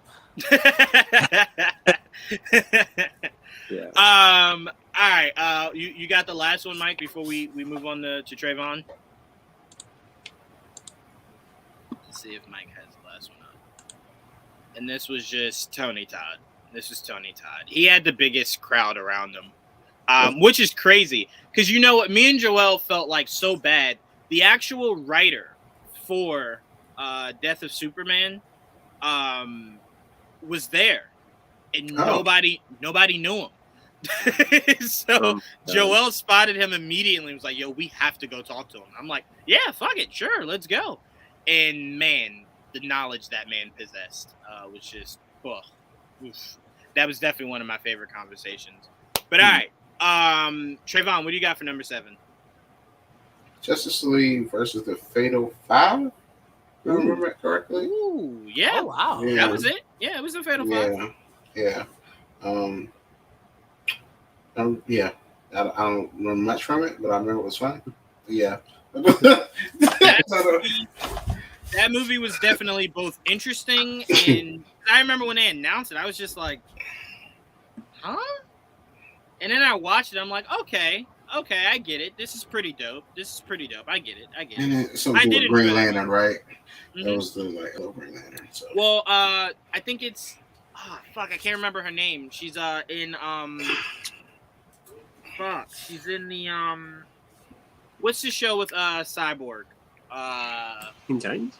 No, the live action. Doom Patrol. What's her name that plays Jane? Crazy Jane. I forgot her name. She was also in Orange is the New Black, wasn't she? Yes. So she voiced Green Lantern. Diane Guerrero? Yes. She voiced Green Lantern in this. And from that, she's been trying to be Green Lantern in live action. She's been lobbying for that ever since. So I thought that was really interesting. But again, I did enjoy it. I really did. And look, you brought back the original Justice League animated series animation. Like, I mean, Mm-hmm. very near and dear to my heart. I'm behind Wonder Woman all the way. Shout out to Wonder Woman. Unrelated to the channel, but what happened to the Charmed giveaway? That will actually have to be addressed by that show. So I'll make sure that they put something out for you, so you know. I know a whole bunch of people have been asking, so I'll find that out and I'll have them answer that. But I personally do not know, so I can't answer that for you. I one day just get 5 million Charmed notifications. Was wondering what the fuck was happening, but yeah, it was the giveaway. It was just like, why do people keep messaging me about Piper? Like, what? That was why. But that'll be answered. Don't worry. All right. So for my next one, I'm going to put up. Again, I'm biased here, and Mike, I'm sending you something else because I'm so biased. This one makes my list purely because what it afforded me. So I'm putting in Wonder Woman Bloodlines at number 7. And Mike, when you're ready to bring up the photo, this is why. This is why I'm putting in Wonder Woman Bloodlines, is because this photo magic happened from New York Comic Con a few years ago, doing an interview panel for Wonder Woman Bloodlines. So I had a chance to interview and meet Rosario Dawson. So this movie will always be in my top 10. Never thought I'd see the day where I could, but I did, sitting in the same room with Ahsoka Tano. So That's Wonder crazy. Woman Bloodlines, solid movie. Don't really have anything else to say about it. Got to meet Rosario Dawson. I really Makes like the that list. movie. It was number 6 on my list, so Really? I don't need to say number 6 now. I really like this movie. I love it. I had no problems with it. I think my only issue with it is that first Wonder Woman movie that I feel like the entire world forgets about is so fucking legendary. That was so well done. And I didn't think this, and again, it didn't have to live up to it because it's a completely new Wonder Woman, but it just wasn't as strong as that one was. Like, that one was so uniquely strong. And this one I thought was just a solid movie. This really one, and it could have benefited from that. Where after that first one, I was still on such a high of Wonder Woman as a character, and then this came out after it, and I'm like, oh, this is also amazing. Oh, I'm in. It catapulted into, like I said, the ones that I definitely rewatch. Yeah, no, I mean, if this came on, I wouldn't skip it. I wouldn't be upset that it was on. I would happily watch it. But I think it could have been better. I really do. I do think it could have been better. But stellar cast, right? Great concept. And again, it's really hard to hate a movie when the suit looks that fucking beautiful. I love that design for Wonder Woman. I really do. I really, truly do. And to all those people that want Wonder Woman with her traditional sword and shield, you got that with this universe. Because you're probably not really going to get it much else in the live action world. So there you go. All right, Blake, what you got for number 6? My number 6 is Flashpoint Paradox, a movie we've already talked about.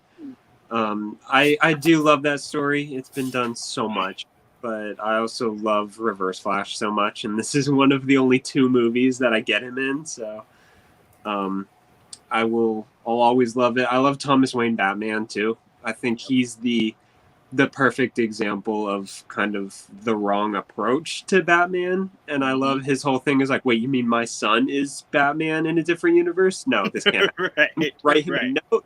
He needs to stop right now. Right. And that ending will make any grown man cry. It's 100% perfect of an ending. I mean, shit, for a lot of us, the comic made us cry. So seeing that shit essentially come to life to a degree. Oh, yeah. Just hit even harder. Yeah, it's going to be nuts if that's how they decide to end Ben Affleck's reign as Batman. They could easily do that, too. He's the one that brought Barry to the team. So to see him go out with Barry being the one to kind of be like, hey, there's another Batman. Maybe and he sent you a note. Michael Keaton sent you a letter. Yeah, Michael Keaton sent you a letter. Come read it. I don't know if they'll do that. But I don't know. I'm joking. I'm joking. It kills me that Jeffrey Dean Morgan really wants to play Thomas Wayne Batman, and they're just like, no, we're gonna bring Michael Keaton back. Kills me. Yep. As much as I love Michael Keaton, I really want to see Negan as Batman. But That would have been cool, but we're not getting we're not getting it.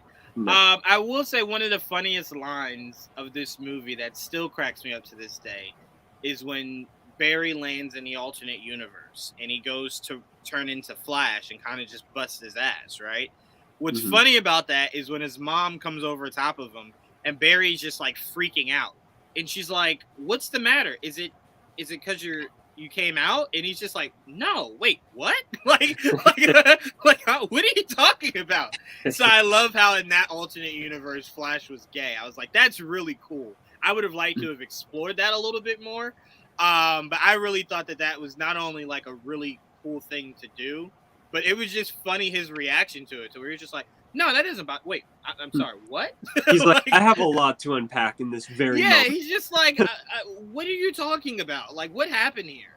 And of course, shout out to Mike. It's why Mike is crushing it today. Wonder Woman was that fight brutal in this movie. And I'll say this: I know a lot of people keep telling me no, they would have never wanted to see this, but this movie utilized the Shazam kids the way that I felt as though the live action should have utilized the Shazam kids, where all the kids make up Shazam rather than all the kids being Shazam, right? They come together, they say Shazam, and they all turn into one Shazam. I thought that was way just easier to do and just made more sense. And you tell me there's a whole fucking legion of them. Like, I don't ever want to see that.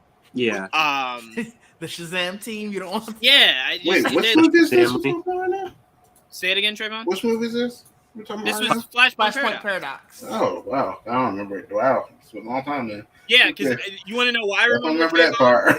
It had probably one of the darkest moments in cartoon history. Wonder Woman killed children. She killed children. It wasn't a off-screen Anakin Skywalker. Yes, there you go.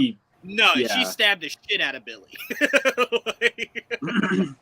She stabbed, and you know what was even darker than her stabbing him is when she lassoed him and said, "Tell me what makes you work."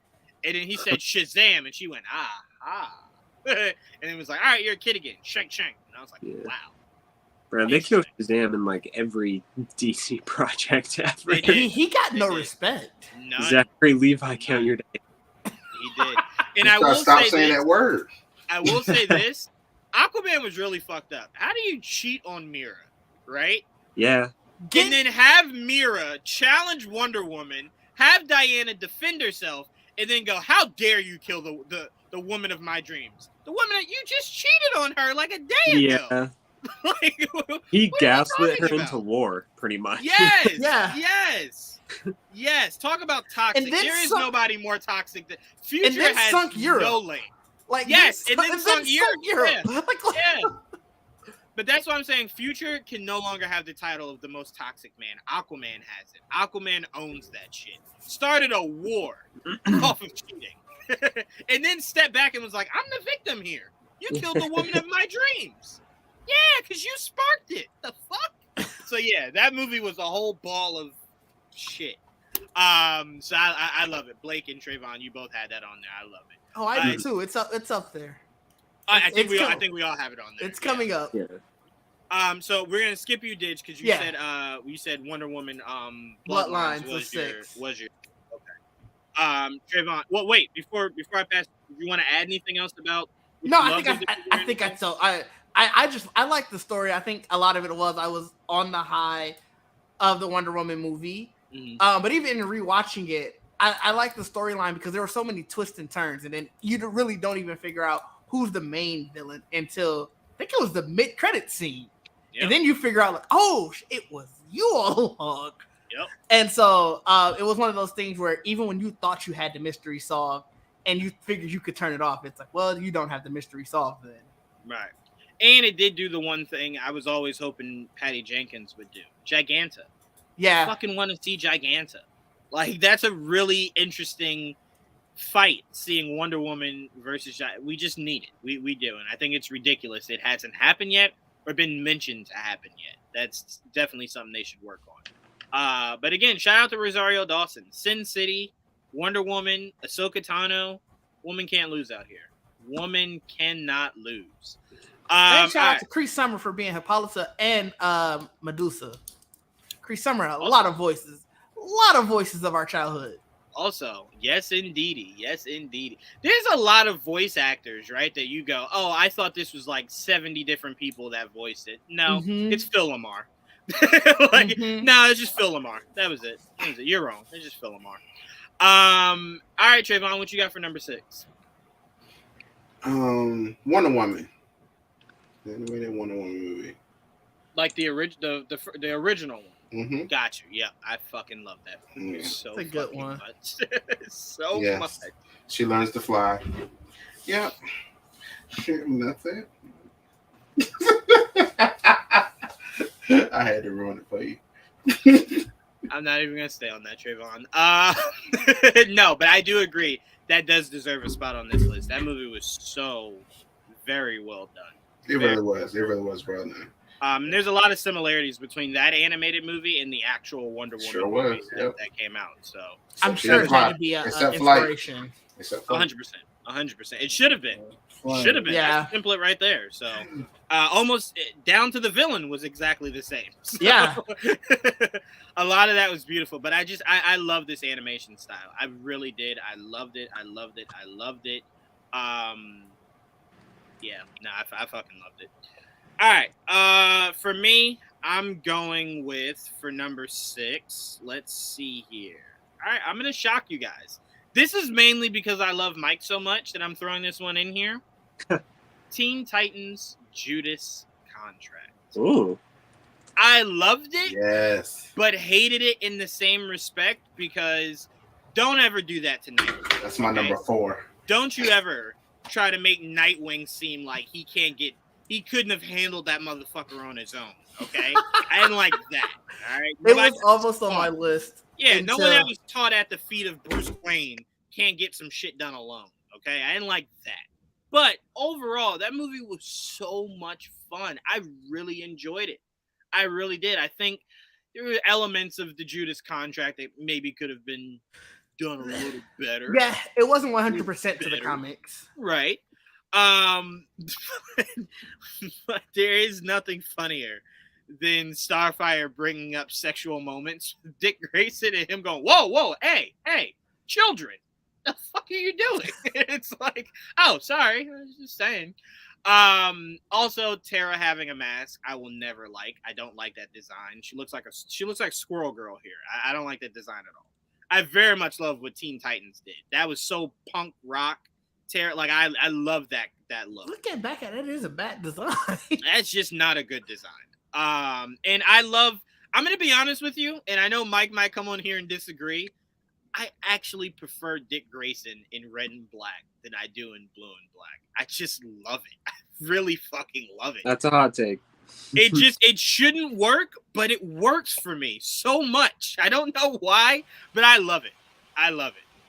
It just reminds me of Batman and Robin. I'm sorry. I can't do it. That is fair. You know what it does come down to? I think it comes down to he fought in Bloodhaven, so he's just like, you know what? Put some blood in this logo. put some red up in this shit.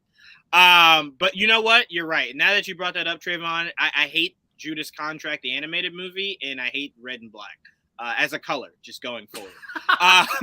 But no, I very much enjoyed this, and this definitely has a spot in my heart for sure. And they did Slade very well. They nailed Slade. They just really did. All right, Blake, what you got for number 5? We're getting down to the nitty gritty here. What you got for number 5? My top 5 is all Batman. Just forewarning you. Mine too. My number 5 is The Dark Knight Returns. I think. Do you want to bundle it? Yeah, because they came out with the deluxe edition that I combined. bundled it on mine. Okay. Yeah, like the Death of Superman one. They're both so equal in terms of quality. I can't put one over the other. It's all one long story. The second one was the fight between Bruce and Clark, right? Yeah. That's my favorite. Yeah. I like just seeing the few scenes where Bruce has nightmares and like PTSD. Like, I really don't want to be Batman, Right. but just something compels him to always come back. That's why I always feel like if Bruce is alive, he will be Batman. Like, something within him won't let him put down the cape and cowl for long. So I love that part 1 goes into that a lot. And part 2 is like, okay, I'm gonna cross off all the remaining arcs of my career as Batman. I'm gonna kill the Joker. I'm gonna put Superman in his place, and then I'm gonna go into hiding and kind of operate as Batman from the shadows. So, and when it comes to adapting one of the most popular Batman comics of all time, they did it flawlessly. And I will say, the biggest disappointment I had was that Joker movie not implementing Joker from The Dark Knight Returns. I thought when he went on TV that it was going to be the doors are locked, right? The smoke bomb goes off, or the Joker bomb goes off, and it's suffocating everybody in the room. And when he just shot the guy and left, I was just like, well, I mean, yeah, I thought the movie would get very comic book based like that. I was hoping it would go that route. I really was. But we do know. I think the sequel will, for sure. That would be interesting if it did. And Mike brought up the Robin that makes all the boys go mad, right? Like all the boys go, that's not my Robin. I love Carrie Kelly. I have never once had a problem with Carrie Kelly. I don't know what it is. I love Carrie Kelly. Always. She lives in this particular universe. She has rarely ever popped up anywhere else. I don't see why she bothers people so much. She's not even a main continuity Robin. Put Carrie Kelly in Batman Beyond. That's all I ask. Yes, she could live there. And Snyder, I think, teased that she was going to be part of his universe. I think in the Nightmare World or something. Like, he answered a question and said, someone asked if Dick Grayson was going to stay dead, and he said until Carrie. So I don't know what his intention was when it came to her, but she may have popped somewhere. I will say that when Zach wanted to do BVS, he watched he read or watched or whatever, The Dark Knight Returns, and took that movie way too fucking seriously. Ben was almost as big as that Batman, right? Like, he just took so much of that movie, and I'm like, well, at this point, is it an inspiration, or are you just carbon copying? It almost seemed like wasn't it based on? It seemed like it was supposed to be if they didn't say it. Right. Like, but I mean, again, the reason why I can't fully give into that, Trayvon, is that yes, it wasn't based off of it to a degree, yes. But that essentially was supposed to just be a Superman sequel that just fizzled into Superman versus Batman. And I kind of feel like you didn't earn that. Right? Yeah. I just met Superman.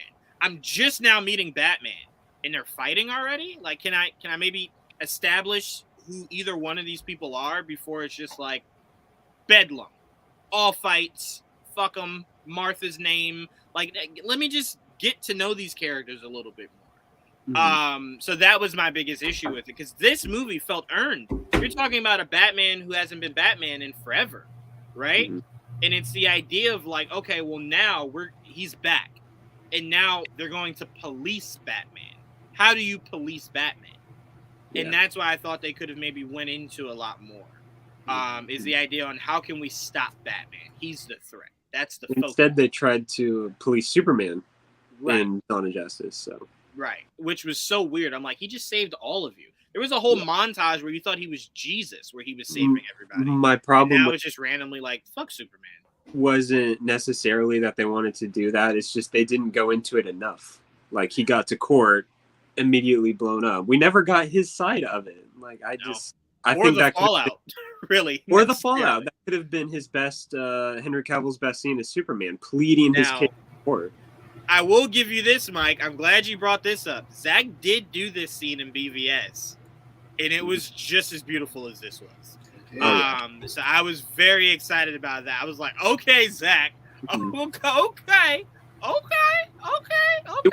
It was clever too, because how do you naturally get Batman to pose like that? Right. He had the grapnel. Yep. posing. I fucking love that. That was again the man when it comes to cinematography. The man can do his. The man's on an island alone, right? So, but that was beautiful. I love that he was able to do that. We love you, Zach. Yes.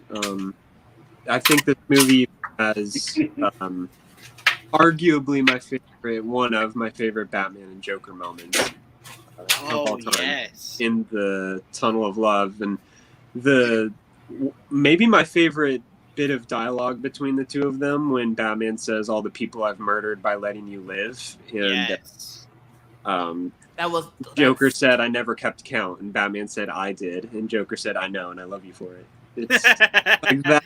That was so good. I will say the one really fucked up part. Like, if I was Joker, even though I was dead, I would have definitely asked the afterlife to bring me back for just 2 seconds. When Batman spit on him, that's one thing I just don't tolerate. You ain't gonna spit. I would have definitely asked the afterward. Hey, I need to go fuck him up real quick. Just send me back for like 5 minutes. He's still got a Robin that I can take out. Yeah, right. I can still kill another Robin. Keep fucking with me. But no, from Carrie Kelly to everything about that animated movie, I loved. It was so good. It was. And Batman even calling Superman like the ultimate fuck, what did he call him? Shit.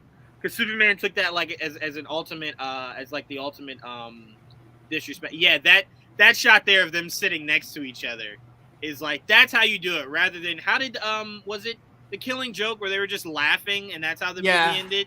This is so much more poetic, right? Yeah. To where they're both old as shit at this point, and it's just like, whoa, shit, that took a lot out of me. Like, I'm just sit here with you for a second. They kind of did that same exact thing in Endgame by Scott Snyder, where Joker had the battering in his eye, Batman had the Joker card in his head, and they were just laying around together, dead. Yep. Just fucking like that. Beautiful. Goddamn, fucking beautiful. All right, so that was number 6, right? 5. Gotcha. 5. Didge, what's your number 5? Death of Superman. One, the arc itself is just, it's insane. I remember talking with my dad and my brother about when the comic arc first came out, because obviously I was too young, and they were like, just seeing Superman actually die like that was just the craziest thing ever. And you can feel that sort of in this movie, where it's like, oh shit, Superman is actually dead. And obviously we find out later that he's not, but the way it's encapsulated in this particular movie is you see what is arguably the most powerful man in the universe die. Yep. Because he sacrificed himself to stop what is probably the second most powerful thing in the universe. Yep. And it's just like the weight that the film held. And then just to see the way I love this picture just as a lasting image of everything. This image of just the cape flowing. It's that. So I will say of the DC heroes, Superman is probably my favorite. It's always everybody always goes either Batman or Superman. I like Superman over Batman just because I feel like Superman, he has more storylines like this where it's like you want to see him at his most vulnerable. Whereas Batman, I feel like every so often, even when he's at his most vulnerable, they got to pull away to get him to get that plot armor to win. I don't know. I would say Batman's equivalent to this is The Killing Joke. That's fair. That was one of Batman at his peak. Kind of just vulnerable, right? Because it's like you look at that and you're like, either that or the Jason Todd storyline, right? To where his worst fear came to light, right? Like his worst fear was involving these kids, and spoiler alert, that the Jason Todd storyline, it makes an appearance. So okay, I don't want to jump ahead of myself. But I think this,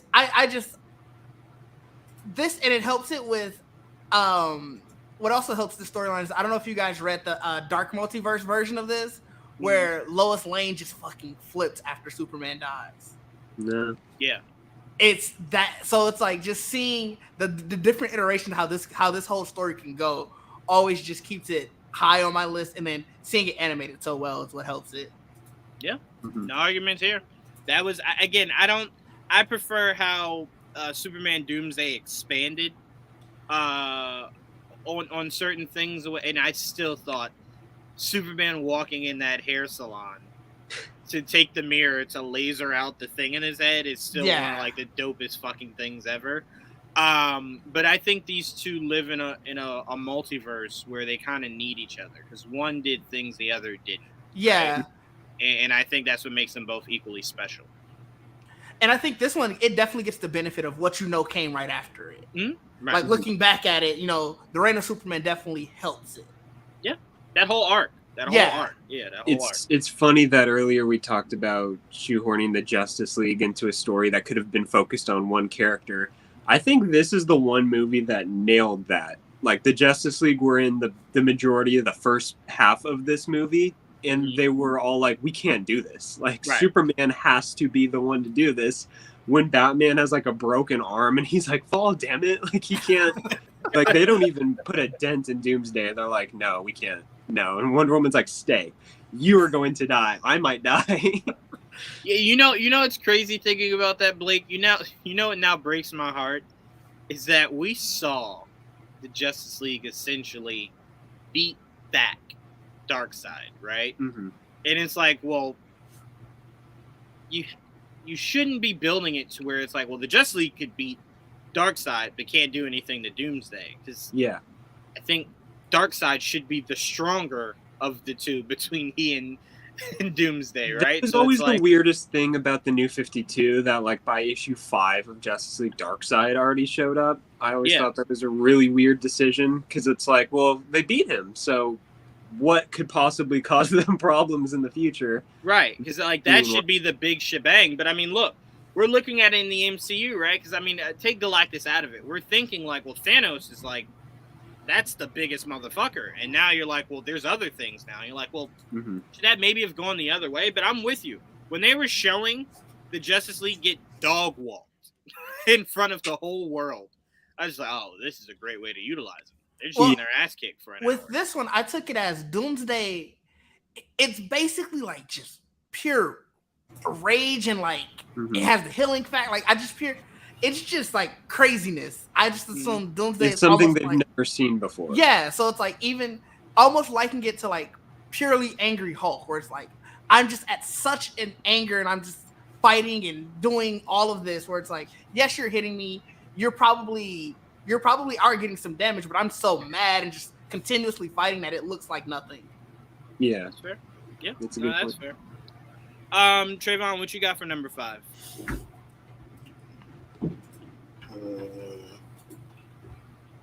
Justice League War.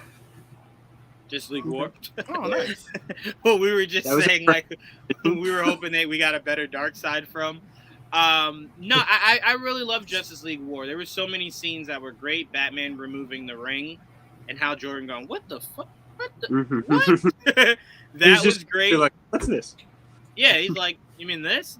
And then when Batman tries to go into Darkseid's lair, and he just essentially tucks in the cape and puts a hat on, and he's just like, "I'm Bruce Wayne." It's just like, that was that easy? You just tuck some shit? Hal getting the snot beat out of him is never not going to be funny. That's I used my tweet to announce this live stream. He just gets obliterated by those parademons. He does. But no, there was so much of this that I really did truly enjoy. Because I thought it just all meshed well together. Right? I did have a lot of fun with this. I really did. And you saw implements of a lot of this story in Justice League, the live action movie. So that was also really cool to see some of those kind of come to life. But I enjoyed Justice League War. I know where a lot of people were upset with what the New 52 was doing. I don't have any issues with the New 52 outside of just Cyborg should not be part of the Justice League. Just shouldn't. Just shouldn't. Should not. Should well, if you're not in Justice League, you won't get anything else. So no, he should be a Titan. That's the problem. That's the problem a lot of us are facing is if people are like, well, if he's not in the Justice League, where else can he go? Oh, I don't know. The fucking team. No, I'm not saying where else he can go. Where else will we actually see him? We should see him in Titans We should. before that show ends. We should see him in Titans. Why he's in Doom Patrol, I'll never understand. Like how you have two of the more accurate members on separate sides of that fence. Beast Boy, you could have just put with Doom Patrol and said that story took place before he became a Titan, right? It exists before he became a Titan. And Cyborg could have been part of the Titans till Beast Boy got there, and now you have the full Teen Titans, right? So I'm like, there were just other ways to do it where you could have put it off, but putting Cyborg in a project he just doesn't belong in, I'll never understand. But when I watched the live action Justice League, I'm looking at it, I'm like, a lot of what Cyborg's doing are the things you would want to be seeing Bruce do. And it kind of left Batman to where it's like, well, what is your purpose here once we got to the final battle? Like, what are you adding to this, right? So I'm like, well, Batman could have been doing a lot of maybe what Cyborg was doing, whether it was tech-wise, just brain-wise, whatever the case. Obviously not pulling apart the mother boxes. But I'm like, you could have put Jaime in there. I would have liked Jaime to have had that spot with the Justice League. It just would have made it would have made way more sense if Blue Beetle was in that position, not Cyborg, and just left Cyborg for the Teen Titans. That's it. I'm not saying get rid of Cyborg, just substitute him out. That's it. That's all I'm saying. Because at some point that roster started to become a little redundant, right? So where it's just like, should that be your main roster? Like maybe your expanded roster, sure, but your main, no Martian Manhunter, like none. Because you're gonna ride with this Shazam guy, right? Okay, all right, okay, all right. I guess I only watched an animated series where you made Martian Manhunter out to be like this really dope fucking character, and then New 52 came and they were just like, fuck them. They're like, oh, okay, sure, all right. But yeah, so I agree, Trayvon. Justice League War definitely deserves a spot on this list because it launched the animation world for the New 52, and it's been a consistently fun ride. You know, obviously take out Justice League versus Teen Titans. That's garbage. Take that out. Everything else they did in that New 52 run was beautiful. Well, I actually didn't mind Justice League. I versus- kind of hated got it at number everything 3. Oh my God, Trayvon! So yeah, I hated that movie with a Raven's passion. origin. Yeah, I figured that's what would make it into your reasoning for Yeah. that. Yeah, I should have known. Number 5 for me is gonna be. Let's see. I want to make this one. No, I'm not. I was saying let me make this one different. Fuck it. No, not making it different. I'm going Son of Batman.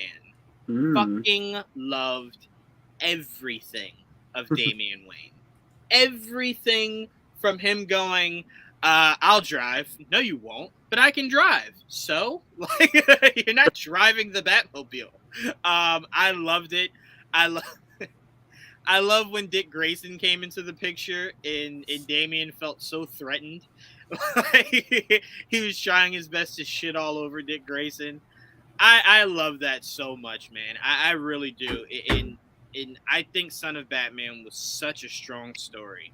It was great for Talia. It was great for Damian. It was great. It was even great for Alfred, where Alfred was essentially telling him, like, hey, I'm Bruce Wayne's butler.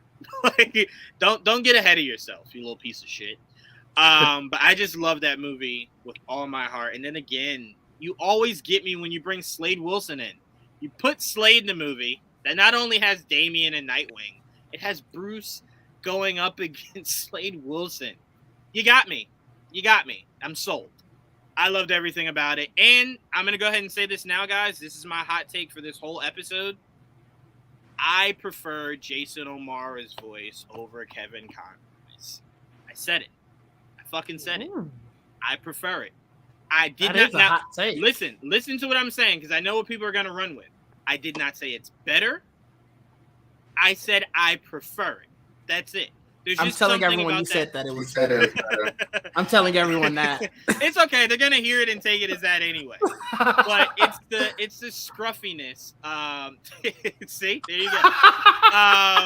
There you go. Didn't even take 2 seconds. It's just something that I think is so unique about his voice. And again, we talked about it when we were saying a lot of us prefer Spectacular Spider-Man over Spider-Man the Animated Series. Whoa. And it's just, to me, it's what you're able to do with it that I think is just a little bit more free-flowing. Again, when I think of Batman's voice, I do think of Jason O'Mara first, because I just resonate with where they went with those stories and what he was able to do with his Batman. And his Batman was so fucking sassy. I loved it. Like, I loved how sassy his fucking Batman was. So yeah, I'm going Son of Batman for number 5. Blake, what do you got for number 4? I'm gonna need some time to recover after that, but my number 4 is Batman Beyond: Return of the Joker. I grew up on that movie. I think it's phenomenal with how it handles a Joker returning with a really old Batman, just kind of the mystery of like, is this a resurrected Joker? Is this a whole different person? How is he even back? And that flashback between Robin and what Joker does to him is, I think, lives in all of our heads after being traumatized with what that poor kid had to go through. I love it. And I actually didn't know there was an uncensored version of this movie until years after I watched it. And yeah, the uncensored one is better with how they handle Joker's death and some of the violence in this movie with more blood, which is surprisingly lacking in a lot of the older DC animated movies. But it was really good. And to see Terry go up against Mark Hamill Joker with totally different dynamics, and Joker's like, you're not fighting like my Batman, and Terry's like, well, I'm not your Batman. I'm my own person. So just seeing Joker get really pissed off by the end of that was perfect, because he's like, not my Batman. And yeah, Mark Hamill can deliver the shit out of a line. That's one thing we know for sure. That he can. And that man just was eating this whole goddamn movie. He was full. By like the 30-minute mark, he was just like, y'all want me to keep spitting? All right, fuck it. Easy for him. So easy for him. That was my number 4. You got to bring up that comment, Mike. That's what I was laughing at. Yeah. Hey, man. I always tell you guys, there's one thing I will never do, and that's fake the funk. Hey, if how I feel is different than everybody's, that's where I feel the most comfortable. So I'm cool. Just me sitting over here with Jason O'Mara. I'm cool. But no, I do appreciate that movie for a lot of things that it did. Again, I don't need to regurgitate my distaste for Batman Beyond, but Joker in that, he was eating, and that was a really interesting take for Robin, for them to make that spin, right? Like, I thought that was really just like, that's dark. Like, shit. I don't even remember how old I was when that came out, and I was just like, this is dark. Like, this is some dark shit. It's really weighing on me. But I that was a very well executed movie. Definitely, I can definitely agree to that. Didge, what you got for number 4? I realized I had 11 instead of 10, so I had to cross one out. But which is why I didn't talk too much about it when we were talking about my last one. Superman Doomsday. Got you. Got you. For all of the same reasons that I loved Death of Superman and Reign of the Superman, this seemed like it did almost that storyline basically in one. And I love the art style of this one a lot better than I like the art style of the other two, which is why it's just higher. Yeah, no arguments here. That it was, I think, supposed to be based off of the Superman the animated series. That would make sense. Yeah, because I think that was the same art style. So if it wasn't connected, it damn sure looked like the same art style. And I really like the art style of Superman the animated series. So. I did too. I think people sleep on Superman the animated series. That was a really solid series. To the DCAU, unfortunately. Say it again, Blake. They weren't connected. That's really weird. Because look, he even looks like he's aged. They're right, like he looks older. They look like the same art style. Yeah, I don't like when they do that.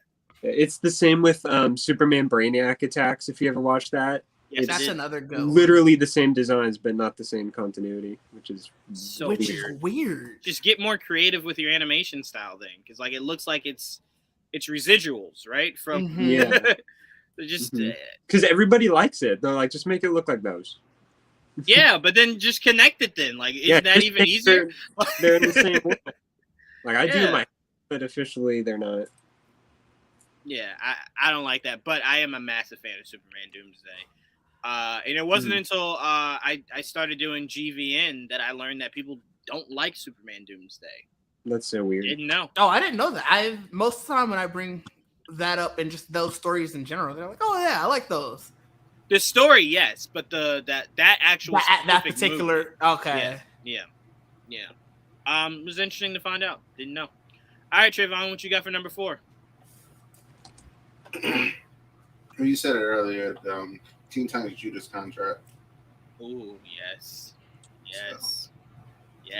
I love the Teen Titans. So, did you like? Let me ask you, Trayvon. Did you like the change of kind of them making that connection between Damian and Raven?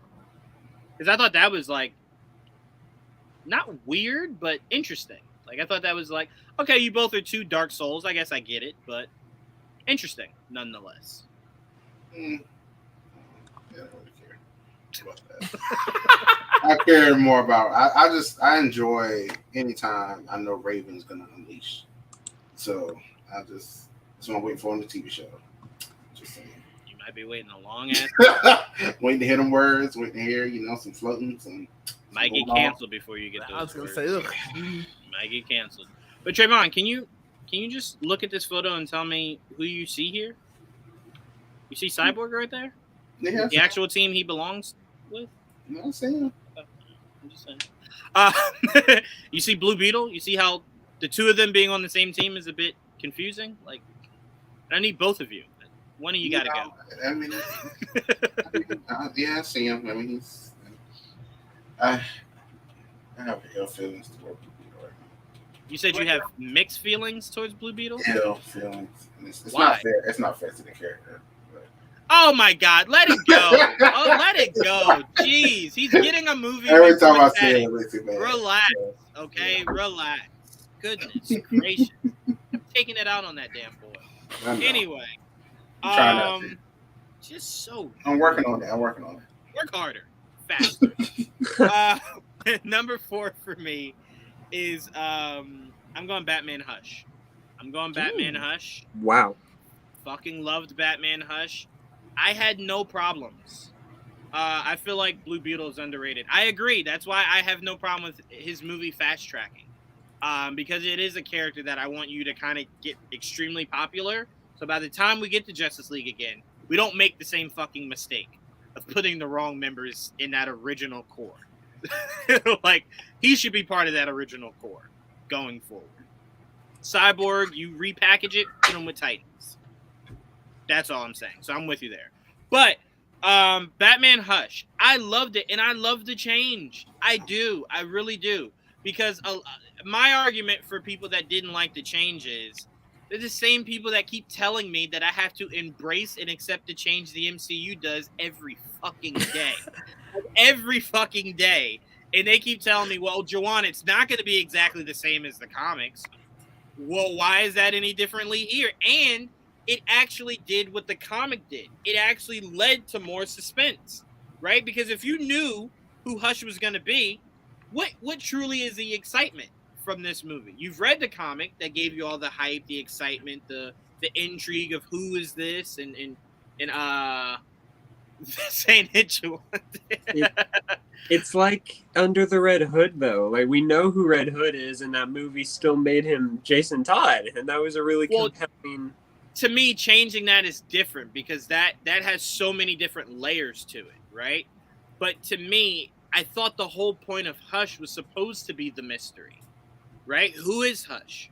How is this involving Batman? Now, again, if you guys want to argue Riddler being Hush maybe wasn't the right way to go, okay, cool. But to me, it still was a mystery because by the end of that movie, towards that point where the reveal happens, I was sitting there like, what the fuck is Hush? Like, where are they going? Where are they going? And I just thought it lived up to actually being the mystery of Hush. That's all. I agree with you. I would have done like you said and added layers to Tommy Elliott being Hush, as opposed to changing that for the sake of keeping comic readers on their toes.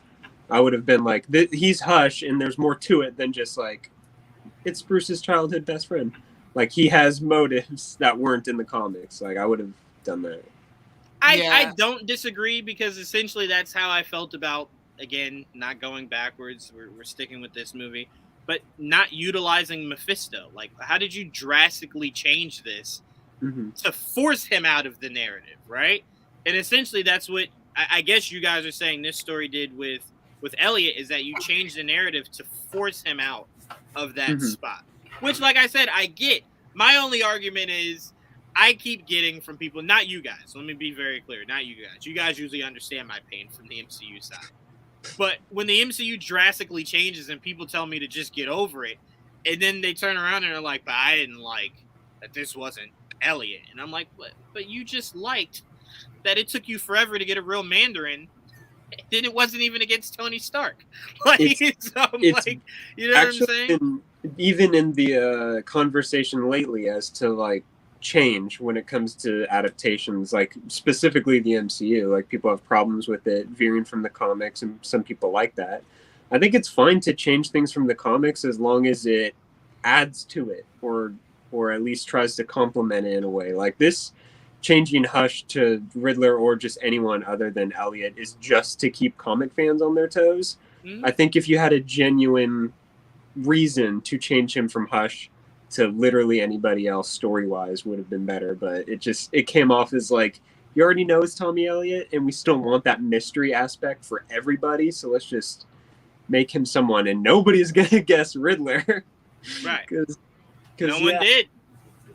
No one saw one it coming. Whether or not that is a good reason, that is up to you. Yeah. That's fair. I wasn't a huge fan of this movie, but you know, it's like you said, it's your list. Right.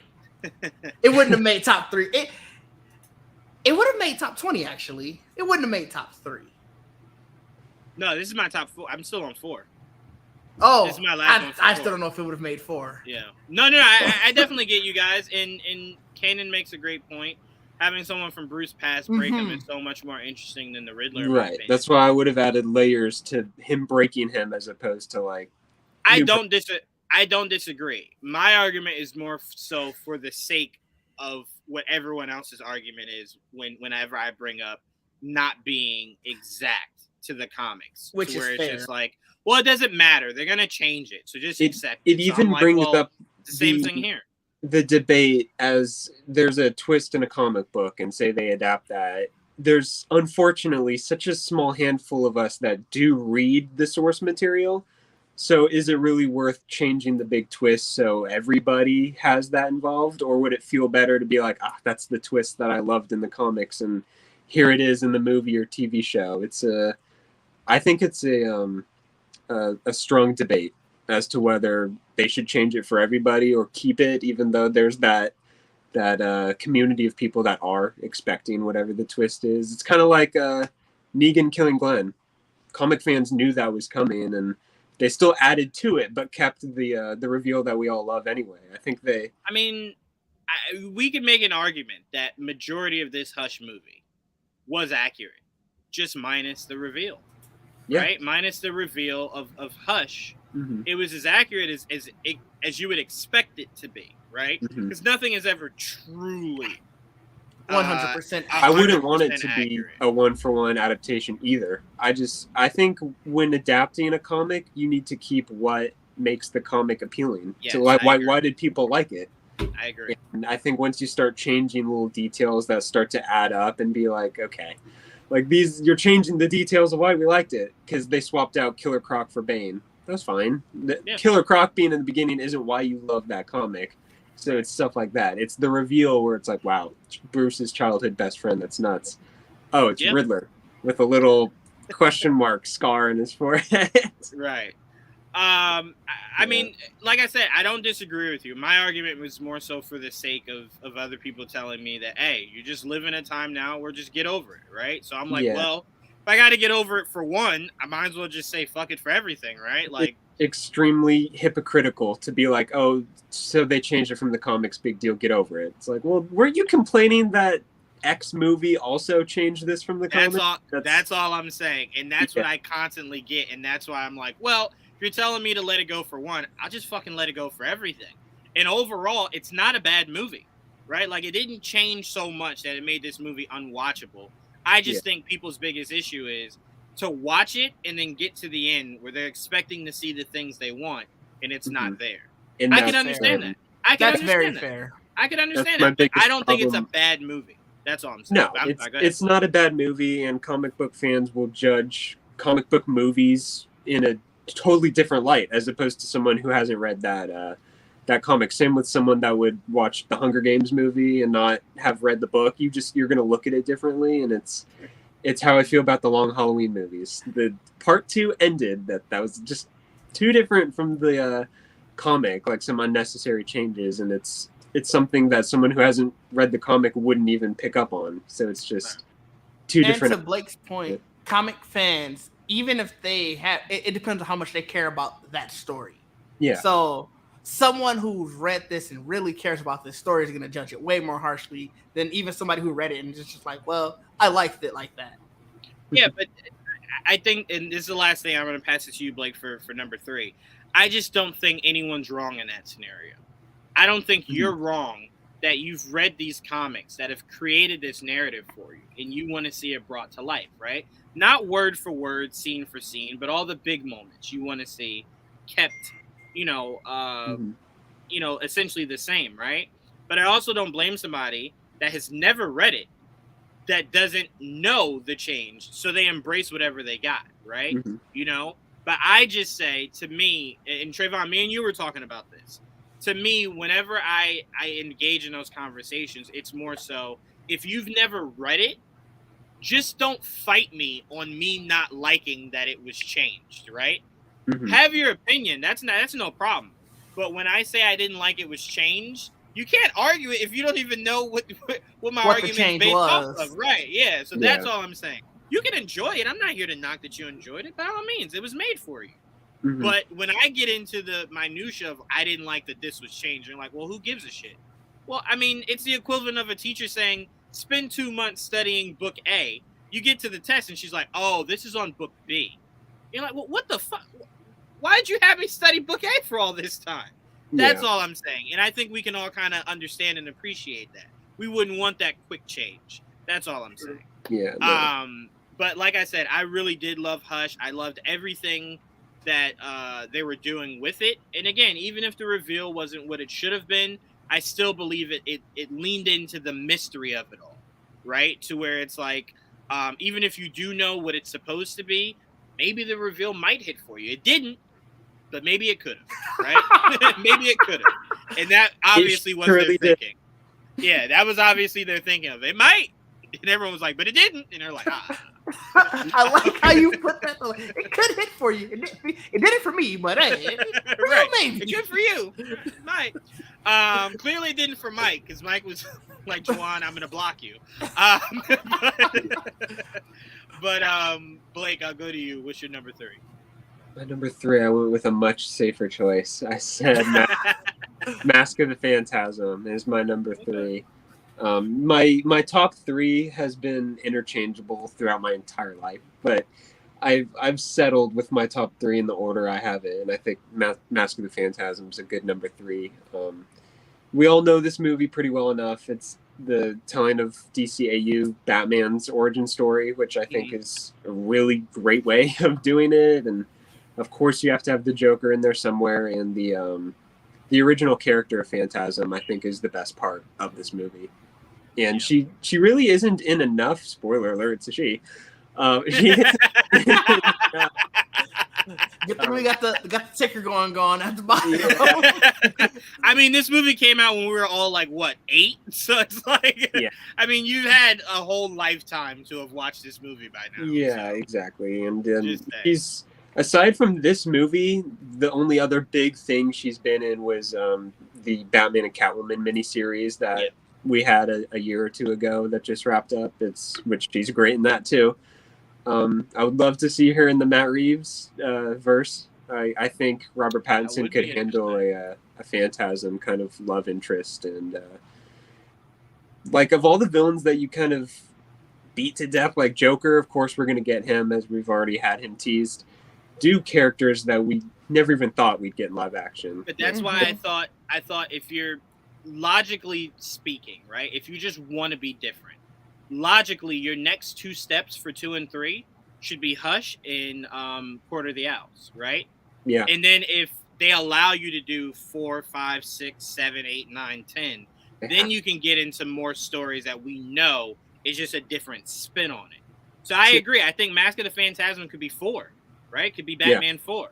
But I do think you introduce Hush, or the premise of what Hush could be. Let that be 2. Let Court of the Owls be 3.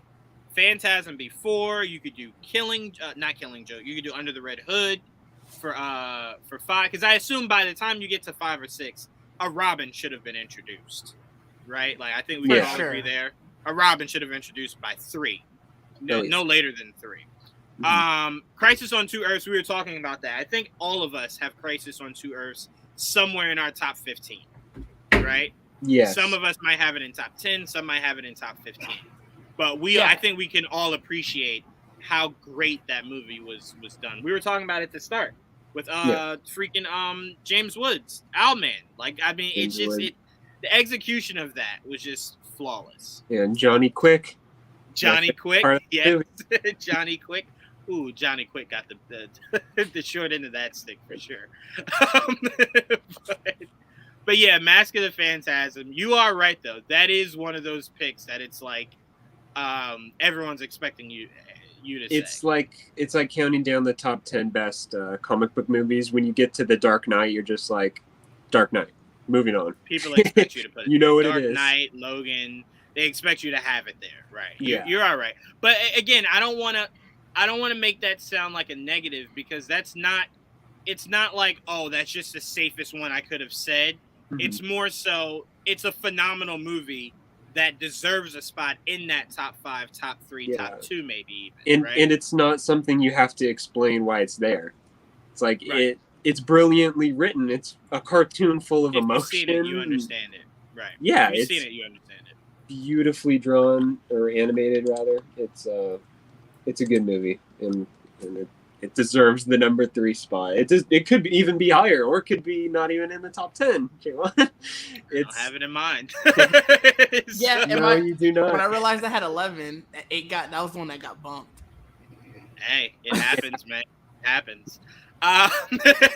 It happens. That's it. But again, I think what people have to learn when it comes to these lists, as I pass it to you, Didge, for your number 3, is that because something didn't make my list, doesn't mean I think it's bad. Doesn't mean I think it's inferior.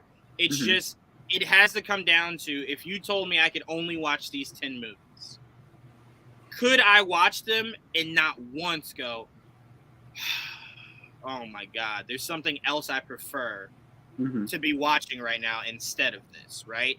And that's where people's lists come down to. It doesn't mean something is necessarily even better. It's just your preference of, when I watch this, it's something it does for me that it might not do for other people, that I just value it higher. You know what I'm saying? And Didge, we have this conversation in sports all the time. Right. A player can be valuable to one organization, but the rest of the league goes, I don't give a fuck about that guy. Right? Yeah. Like, it doesn't mean he's a horrible player. It just means one team values him more than anybody else. And that's what these lists come down to. So I don't think it's a wrong or right thing. I think it's more so how it resonated with you. Trayvon just told us one of these movies only resonated because of Raven, right? So it's like Trayvon came out of that movie going, well, shit, if I have to watch it again, I at least know I got Raven in it. Yeah. So to me, that's why I say it just comes down to what resonates for you. And I think that's not mentioned enough when people make lists. But Fair. Didge, what do you got for number 3? Flashpoint Paradox. Talked about it at length. Like, I don't think I need to give anything else. We've talked about that so many times. I think it hit everyone's list. Yeah, Trayvon had it, Blake had it, you had it, I had it. Yep. Yeah, so that's it's top 3 for me. No arguments there whatsoever. I mean, that movie was being looked at like the Dark Knight of the DC animated movies for forever, right? Yeah. Where that was like, oh, you got to have that in your list. Like, what the fuck are we talking? Very few movies have dethroned that when people bring up their favorite DC movies. So yeah, I mean, hell, if we're being honest, a lot of people were made Flash fans because of this. Yeah. I'm running out of Flashpoint images. I mean, we've covered almost every inch of this. Yeah. Visually. I even told this to J1 yesterday. I've gotten a lot of my coworkers into comics, and funny enough, everyone that I said, "What comics do you have already?" Flashpoint is always one that they have, and I'm like, that's it's such a mainstream comic. Like, people start with such a big ending event like that. It's crazy, but people like it. Yep. And that movie did a lot of really cool shit. It had Etrigan, Yeah. it had Grifter. Like, it just had so many things that we never really got to see live on. That's just that. So that's Unless you both want to fun read the and spin-offs. sad. Yes. Yes, Blake. Yes. Yes, that is 100% accurate. Trayvon, because that was a show and not a movie, I will ask you, what was your number 3? I thought I already. Oh, didn't I give it already? You didn't give number 3. Mm-mm. Oh. You gave your number 4. Justice League versus Teen Titans. Remember I said Raven's Origin? Wait, I started with you for number 3? I don't know. I remember saying it though. But I don't know. I thought that was 4. That's what I thought. I thought that my was 4 was Judas Contract. Yeah, How and did- you how you did- brought up Justice League versus Titans, and he said that was coming up. Oh, okay. Oh. That's what it was.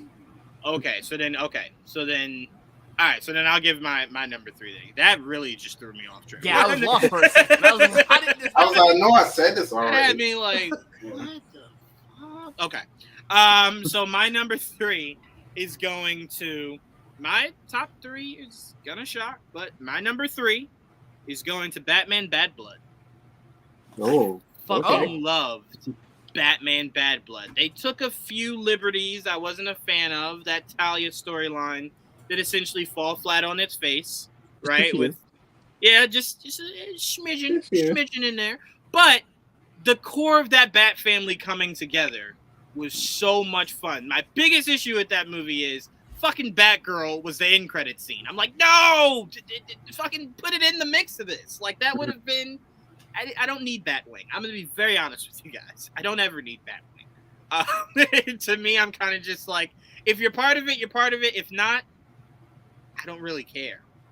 Barbara should have had time to shine alongside that group, especially because I would have loved to have seen Barbara kind of not follow in the footsteps, but Batwoman to kind of take Barbara under her wing a little bit, right? Like, hey, I know Bruce is hard to deal with, but I got you. You ever need anything, you come to me. I got you. But I really did love Bad Blood so much, even from when Damian finds out that Bruce is dead. His reaction to it, Nightwing's reaction to it, how it was kind of like, I really don't want to do this. I've always dread the day of possibly having to do this. But him still stepping up to that plate. I love how Damian is just like, I knew you weren't my dad just from how you moved. Like you I knew you weren't my dad. But look at that album cover. Tell me that shit don't go hard. Just take Batwing out, put Barbara in. That shit goes hard as hell. Yeah, take his ass out, put Barbara in. That shit goes hard as hell. Shit, at this point, take him out, put Tim in. Just anything. Spoiler, anything. Carrie Kelly, anything. But I don't really mind do. Batwing. Wait, say it again, Didge? I don't mind Batwing. I don't either. I get it. No arguments here, but damn. Like, I just have so many other parts of the Bat family I value over Batwing. But no, I love this. And by the way, can I just give the animation team a standing ovation? Damian with the hood on is one of the hardest fucking looks for a Robin ever. Sorry. You will never convince me otherwise. That is one of the hardest fucking looks for a Robin. It looks dope as shit.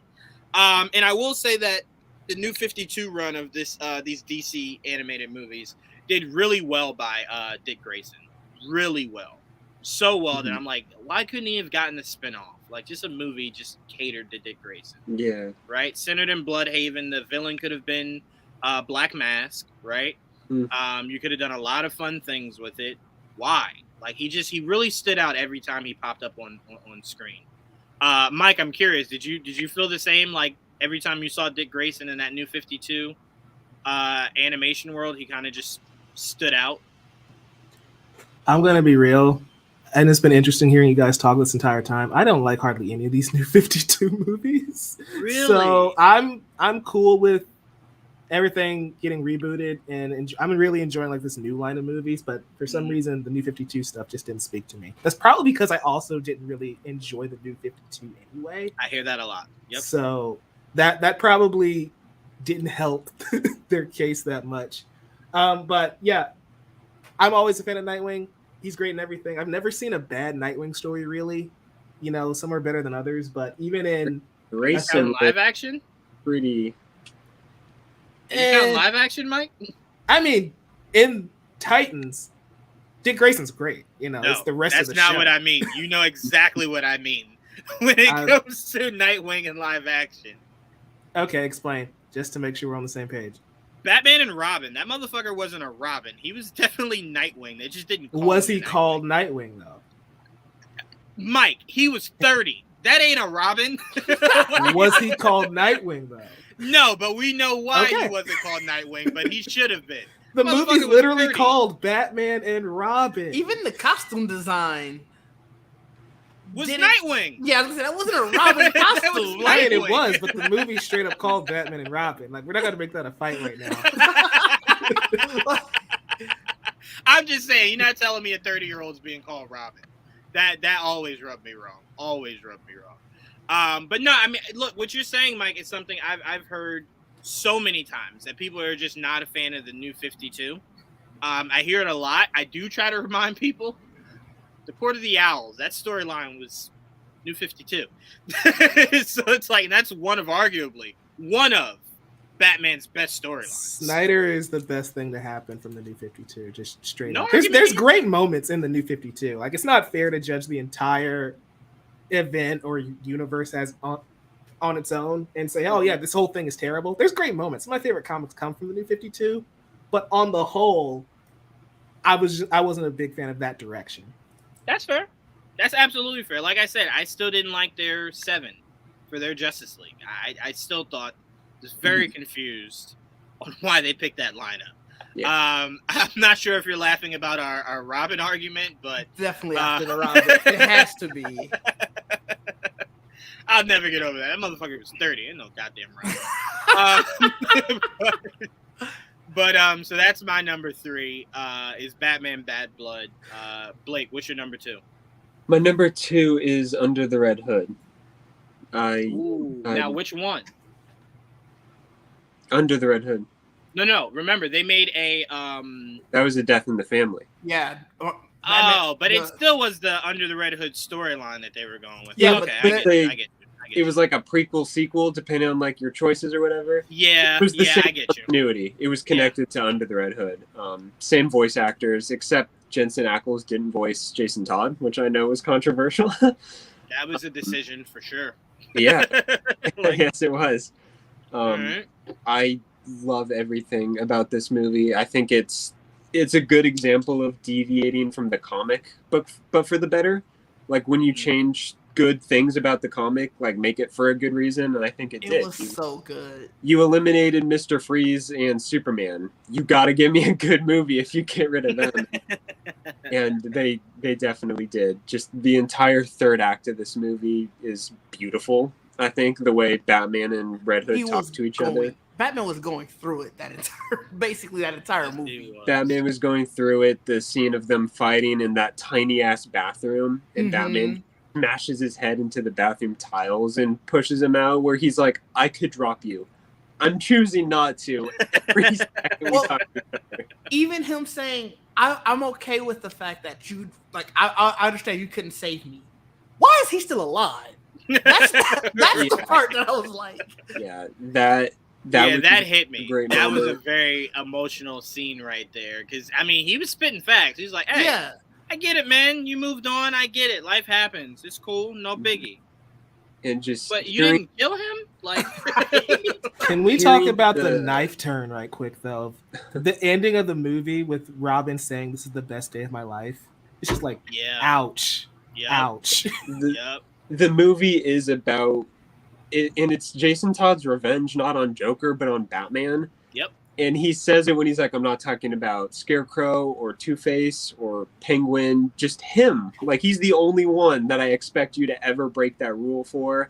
And he said, I want him dead, not because of what he did at all, but just he took me away from you. Like, my father figure. And apparently Titans watched Under the Red Hood and said, you know what, Jason? I got you, fam. I'll kill Joker for you. Don't even sweat it. Like, I got you. Don't even worry about it. What makes that movie the most heartbreaking is the final scene. This is the best day of my life. Yeah. I was like, oh, you didn't need to throw that. You didn't need to throw that in. No, that was the salt in the already very open wound. Yes, 100%. And John DiMaggio's Joker, like really good. That was an out of the box casting, and it paid off. And let's also not sleep on what I think is the sleeper of that movie. Fucking Black Mass was beautiful. He was in great. That fucking movie. Where he just decks the guy for no reason when he pushes everybody out of the way to get rid of to get out of the way of that bazooka. Like, just so much of Black Mass was just on point. I just fucking loved it. Was great. I think Bruce Greenwood is one of the most underrated Batman voice actors of all time. He's fantastic. He's even in Young Justice, which I don't think a lot of people know. He does both this one and Young Justice Batman. I also think we just don't get enough Batman. Like, we could sprinkle a little bit more Batman in that series. So I could know. I agree. We could always use more Batman. I mean, you know, makes the world go round. We know that. But no, I mean, so much of this, like, just arriving to this shed, just seconds too late, right? Was just so much about this was just heartbreaking watching this story, man. It just really was. And you know what? Jason did make a good point, because when you think of Two-Face and Penguin and Mr. Freeze, you think of guys that rob banks, right? Like, yes, could there be collateral damage? Sometimes, possibly. But they don't really seek out to just murder, right? For the sake of murdering. It sometimes is even an accident, right?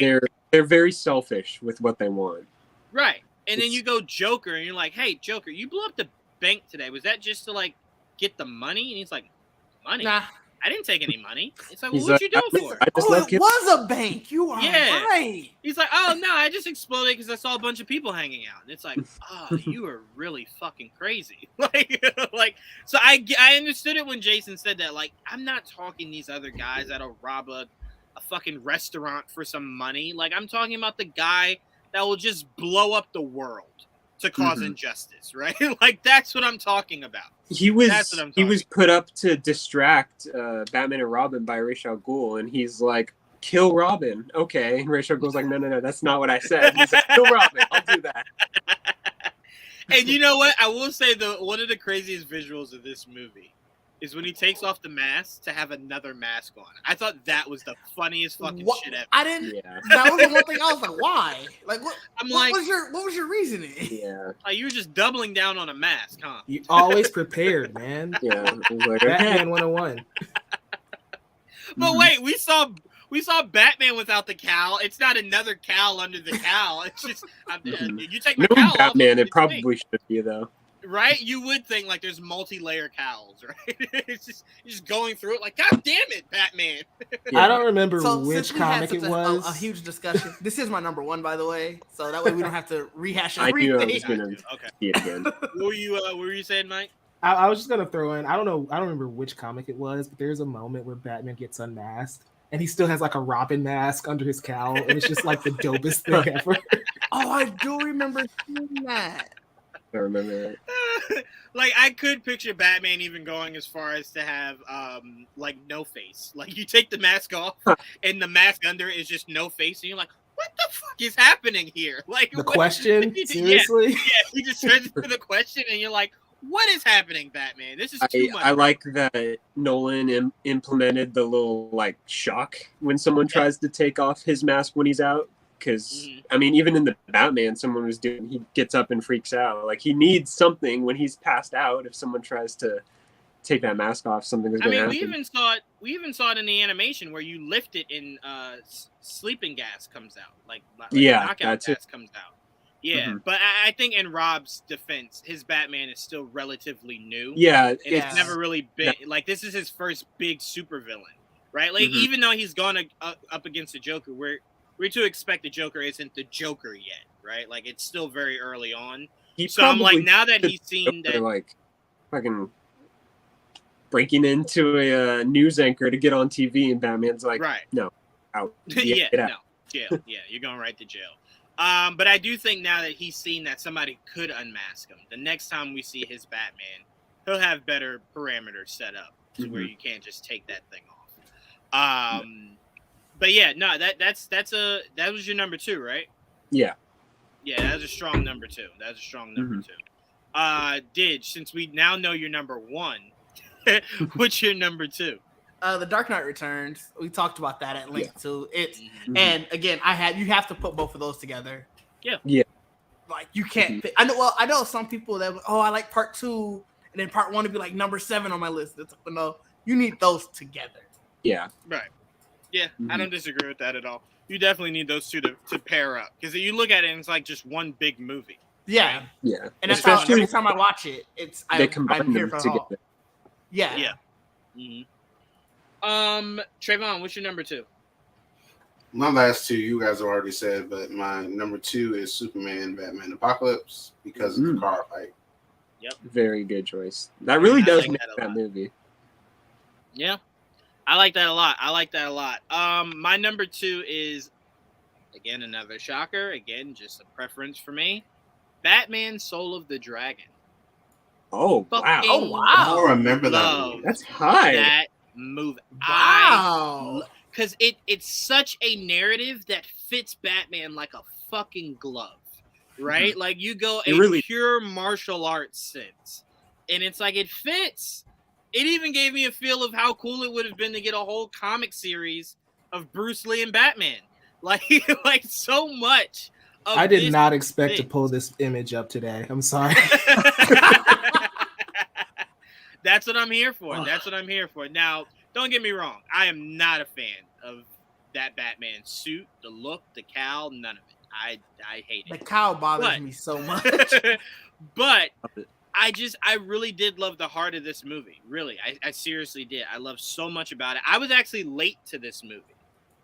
Joel had been telling me so many times to just watch it. Like, watch it, bro. I'm like, nah, I'm not going to. And one day on HBO Max, I saw it and I was just like, all right, whatever. Let me try it. And I watched it. And I was just like, from the get, I was just like, I fucking love it. No, that's Bronze Tiger, not Luke Cage.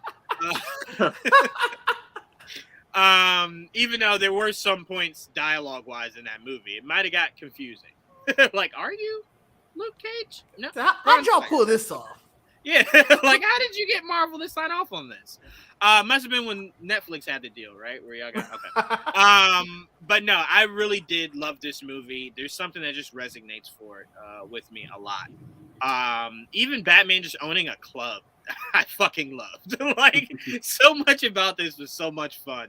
I really did truly love this movie, and it's high, yes, it is. But if you told me I could only watch this movie for 24 hours, I would have no problem with it. So for number 2, that's where I'm going. So Blake, it comes down to just me and you since Didge and Trayvon have given their number 1s.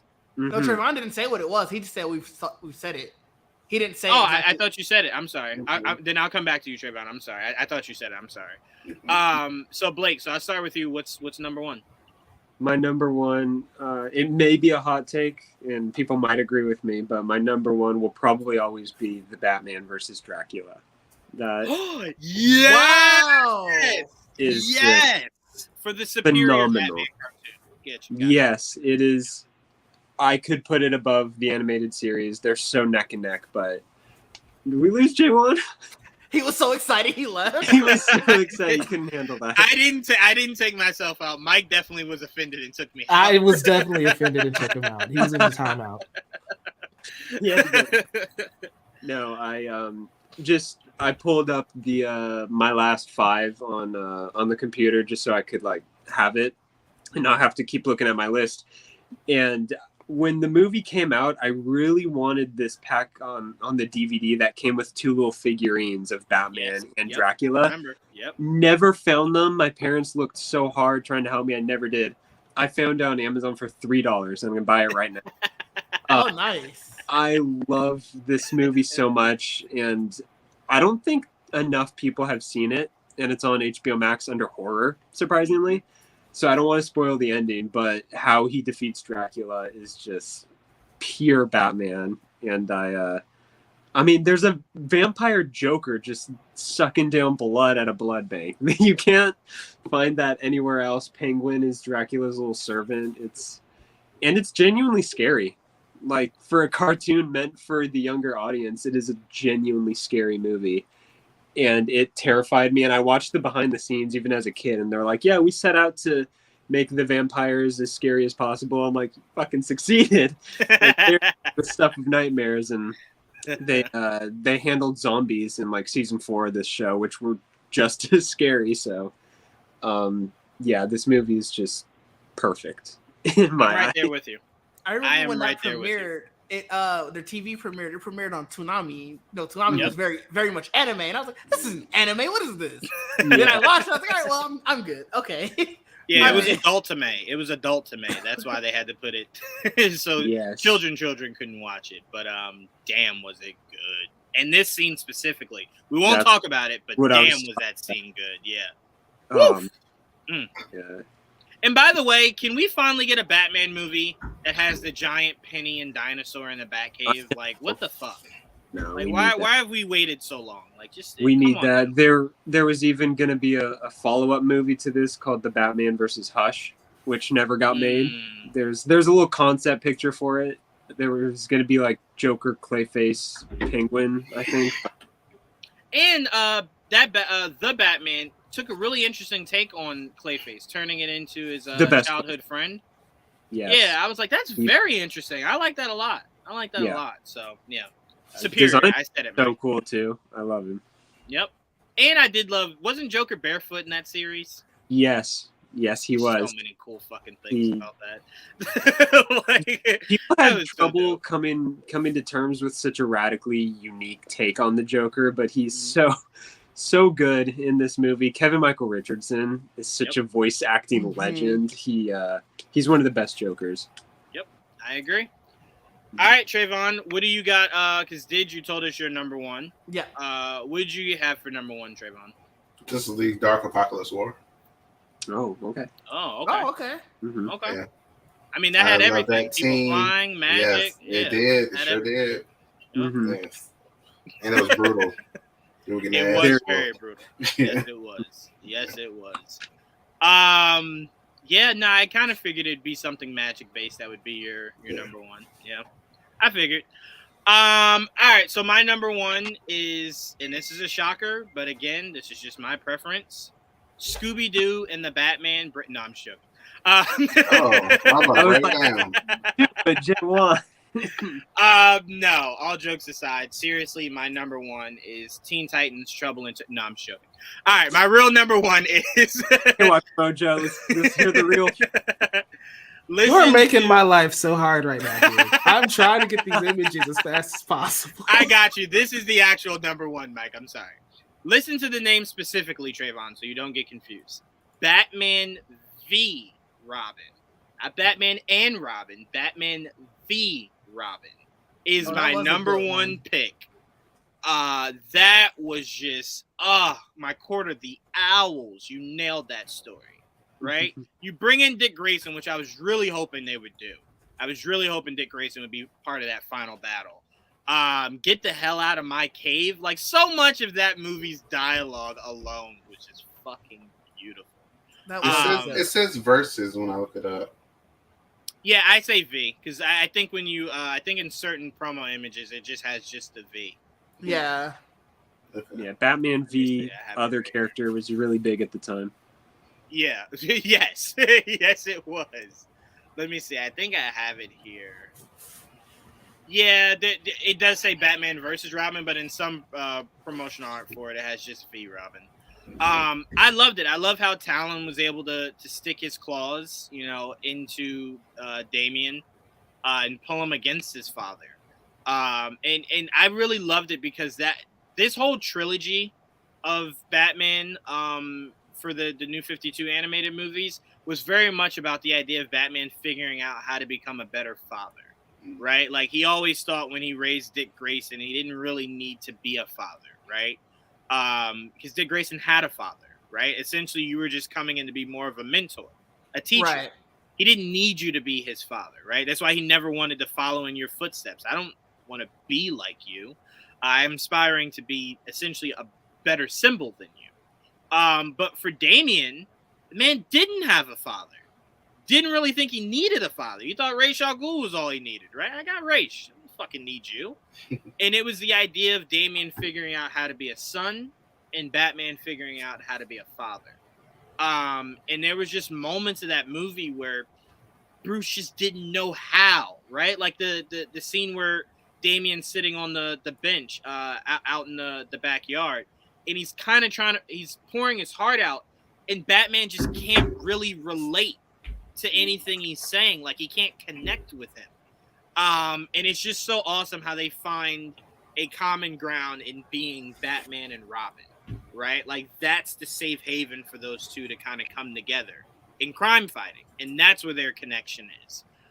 There's just so much I loved about it, man. And Damian Wayne is a fucking badass. Like, and shout out to Stewart who voiced him, good friend of mine. He brought so much to his Damian Wayne. Again, talking about sass, that motherfucker was just sass up, down, left, right, and twice on the Sunday. And I loved every ounce of it. But yeah, that Batman versus Robin, like I said, that is very near and dear to my heart. I'm actually putting it on as we speak because I'm getting emotional thinking about how great that movie was. So that is our full top, what was it? 10, right? 10. Our full 10. So I'll go around, and Mike, you don't need any photos for these. You don't need to do any photos for these. Just one honorable mention. Blake, I'll start off with you. Do you have an honorable mention? Yes. Let me see which one I want to give the honorable mention to. I think I want to give the honorable mention to Justice League Dark because, sure, Batman is in there. A lot. He had to sell that movie. I understand. I love Constantine, Zatanna, and that Deadman, that entire team. And the best scene of that movie is when, obviously, Deadman can possess, like, go into other people, control them. He does that to Batman to explain stuff to Constantine, and after 2 seconds, he gets pushed out. And he's like, that is the only person that's ever been able to be strong enough and push me out. And Batman's like, why did you go in me? Like, it was the funniest scene. No, I'm sorry, go ahead. It's rated R. It gets pretty dark by the end of that movie. It commits to horror by the second half of that movie, and I love it. And the funniest scene for me out of that movie is when they're all walking up to Constantine's friend's house, and Death is just swarming Batman. It's just like, one of these days, Batman, we'll be coming for you. And he's like, you'll have to wait for forever. Like, I'll never die. Batman was definitely along for the ride. I like how 100%. If he had to be in it, I like how he was used in it. So yeah, because he was just so new to that world, right? Remember, even when they were trying to reach out to Batman and they were writing to him in the mirror, and that was just so fucking freaky for him. So I do appreciate that, Batman trying to understand the other half of what's going on in this world. So yeah, I'm with you there. Didge, what's your honorable mention if you even have one? I do. And it was weird because it got re-released, I think, as a series, but Constantine City of Demons. Yeah. Yeah. So fucking good. Yeah. Yes. Yep. And just wait till you see what door. I'm gonna talk to you off air. Okay. To tell you what doors that's about to open. I got you. That was just so good. And like I said, I know it got re-released as a series and stuff, but it made me want to be like, man, I just want to see more. So I'm excited to hear what you have to say. Yeah, I got you. Don't worry, I got you. So I'll go to Trayvon last then. So my honorable mention is you there, Trayvon? Okay. I don't have one. I don't have you one. Have one? Okay, no problem. My honorable mention, and this movie is just riddled with emotion, great action, and great storytelling, is Deathstroke Knights and Dragons. Yeah. I fucking love that movie, man. I really do. And it was really hard to not put it in this list, let alone my top 5.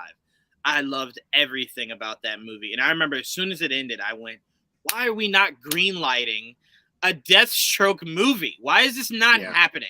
Or just put him in someone else's movie. This character there's just so many levels to this fucking character that you can explore. Movie wouldn't sell Warner Brothers. Like, come on. Of course it will sell. It will sell. So that was my honorable mention, and then like my 1B. I know I didn't give everybody else, but my 1B would definitely be Superman and Shazam: Return of Black Adam. That's a good one. I haven't seen that. Please it's do. Short too. It's on HBO Max. Please do. Yeah. Please do. Especially if Henry Cavill does come back one day and that becomes a possibility, that movie is the best blueprint you could ever have. Yeah. Deathstroke needs a movie. I don't understand. Or you know what? I don't even need to do a movie. I would take a series. I would 100% take a series about how he becomes Deathstroke and then his adventures before venturing into fighting the Titans or Batman or whatever the case may be. So for me, I just need more Deathstroke. And that's why I was so happy thinking maybe Idris Elba could be Deathstroke. And then when he wasn't, I was just like, well, I'll never get this. Yeah. Mystery of Batwoman is a fun time. Absolutely. That's in my top 15. That's 100% my top 15. The Mystery of Batwoman. So I'm with you there. Again, a lot of these were just more preference. I don't even think half of my list were necessarily better than some of the movies I didn't mention. It's just if it just resonated with me. It was mine was based off of what do I go back and watch the most. Yeah. Right. Yeah, so that's what it came down to. So anything that I did not put on my list, I don't think anything I have on my list is better than. It's just like they're just saying, it's the one that just reacts to me the most. Mm-hmm. So that's what I went with. But this was a great time. Before I thank you guys for doing this with me, I want to thank Mike. Mike was quick as shit with those images. He even did an image before we even said a name. I don't even know how the hell he did it, but he did it. He did it, okay? So I want to thank Mike so freaking much, man. Thank you, Mike, for helping us out today. We truly appreciate it. You were awesome. And thank you for letting people know we were spoiling all the movies we were talking about. Right. Yes, 100%, 1,000%. I think you were even better than Oracle. That's high praise. That's high praise. Fantastic stream, gentlemen. Thank you. We thank you. We had a bunch of people tuning in. We appreciate you guys for tuning in. This is a lot of fun. This was. Trayvon, I have to ask, because the last time we did a list, you formulated your own list of things you haven't even heard of. Were there ones that were said today that you were like, well, shit, I didn't even know? Yeah, it's big. It's very long. Okay. Yeah. It's a lot. It's like about 20, 25. God damn! Wow. Yeah. I was like, yeah, I've heard of that. I don't know that. Never heard of that. Trayvon, can I just ask you something? What do you do with your HBO Max? Like, do you ignore the whole DC? I watch almost everything except superhero stuff on there most of the time. So, hey, I like. You know what? I like my drama. I can't even laugh. I called my aunt yesterday, right? Because she asked for my Disney Plus, so I gave it to her. So like a few days ago, I'm asking her like, all right, so what have you been watching? And she's like, oh, like the Disney animated movies, like Home Alone, stuff like that. I'm like, oh, okay, that makes sense. I'm like, so have you checked out like Star Wars and Marvel? And she dead ass looked me right in the eyes and went, they got Marvel and Star Wars on here? And I'm like, what the That's like huge at the top. Like, what? How do you miss that? Like, it's right along the list of the other shit you got to go through. She said, I didn't even notice it. I said, well, please venture into it and start watching this shit on there. That'd be great. So I only asked that because I'm like, there's a massive DC tab. I know. Where it's like all this shit there. So that's why I watch Man of Tomorrow and I think just Society, stuff like that. But yeah, wait, hold on. So when you watch those, you just said a big FU to the whole I get distracted to the list. So after I watch those, I kind of just go back to like. You know why you get distracted? Your background. Stop watching Static Shock 5 million times. I have also, to be fair, HBO Max is not the best designed app. No, it's That's not. fair. It's they like don't they really almost promote their animation. Like they don't promote their tabs. Like they don't go, oh, anime, oh, DC. It's just whatever the hottest new thing is. That's what makes the correct. Please put that up. Man of Tomorrow might be my favorite Superman movie. That is a very good debate to have. I still believe it's Superman versus the Elite, but I don't have an argument. Like, I don't have an argument strong enough as to why it's not Man of Tomorrow. You know what I'm saying? So if someone came and was just like, no, but it's Man of Tomorrow, I would go, yeah. all right. Yeah. all right. All right. I don't have any strong arguments against it. So yeah, okay, I agree. Sure. But no, they really put their foot in that movie. They did a great fucking job. Again, the art style took a while because I love Archer, but I never pictured Archer with a cape. So for me, it took a while to get used to it. But I think what really sold me on that animation style was definitely Batman, the Long Halloween. I think once I got to that, it was just like, I now need to see more. And then you get the end credit scene where it's opening up for you to see more. And you're like, well, I like it. I like where you're going. So I can't wait to see what comes next from that. Oh, well, I'm sorry. We know the new Green Lantern movie that just came out. That's the next. Yeah, it's not even on yet. I got to get the Blu-ray. I really don't understand why they do that. Like, if you're not going to make it a theatrical release, why wouldn't you put it out on HBO Max? Like, when it releases? I don't know. You make me have to go to dark sites to see this fucking movie because I'm not buying. I'm not buying it for you to drop on HBO Max the next day and then I look, I did it with Spectacular Spider-Man. I spent $44 to buy season 1 and season 2 for J-Lo one day to be like, hey, it's on Netflix. To be fair, that's a show worth having in the collection. Yes, when I thought there was no other way to have it. It won't be on Netflix forever. So you'll be That is true. That is true. That is true. But man, was I punching the air when I heard that it's on Netflix. Yeah. The fuck you mean it's on Netflix? I just bought this shit. But yeah, so I cannot wait to watch this. And see kind of how they. What is it called? What is it Green called? Green Lantern, Beware My Power. Beware My Power. Gotcha. Now again, I am not the biggest fan of going right to John and not giving me Hal first, but I am open. I am very open to it. I want Kyle. Okay. Ooh, wow. Oof, wow. Oof. Green Lantern Corps, make that the sequel. Yeah. Green Lantern Corps, I would not have a problem with, but if you're going individual, I definitely want Guy Gardner before I want Guy Gardner. I really do. I do. Nope. I love me some Guy Gardner. Oh, nope. Man, talk about an asshole. Oh, man fits that bill. But Trayvon, I do hope that not only did you create the list, but you now will. Well, you said no to Guy Gardner. I don't mind a Green Lantern Corps, but if I have to go individual next, I definitely want Guy next. Well, you saying no, you're about to get a series revolving around Guy Gardner. Yeah, well, I mean, they filmed it, so yeah. I say Hal is second for Green Lantern. You talking about live action? Yeah, live action. Yeah. I don't argue that because that's how a lot of us that are around, because we're all around the same age. That's how we were raised. If you didn't read the comic books at 5-6 years old, John Stewart was your first Green Lantern. Yeah. So I don't argue with that. Same way that people are like, Wally is my Flash. I don't argue with that, but it's now that I know the order of things, I kind of want it in the order, right? So even if Hal just gets a movie and then he's off screen and it's now all about John, I'm fine. I just want it in order before we get to that point. That's it. That's all I'm saying. But Trayvon, please watch some of these. I hope by the next time we talk, you'll have watched just some of them. Not all, just some. Yeah. All right? Don't turn into the situation with Jayla in Star Wars The Clone Wars. I still believe she's not watched any of that. So, don't become that, Trayvon. I hope that next time I ask you, you've seen at least 2 of these. The one that made me really interested was Wonder Woman Bloodlines, Man Beyond Return of the Joker, just Batman vs. Dracula. That sounds cool. Yeah. Okay. All right. We'll just check them out. Yeah. Watch them, Trayvon. Watch them. Okay. Wait, no, Mike, put your comment up too. Yeah, by this logic, we need Alan Scott and Jay Garrick. Yeah, well, I don't mind. I'm not against that at all. I am not against that at all. Hey, they're on. Wait. Yeah, Jay Garrick. No, wait. Yeah. You've seen Jay Garrick in live action. Stargirl, right? Yeah.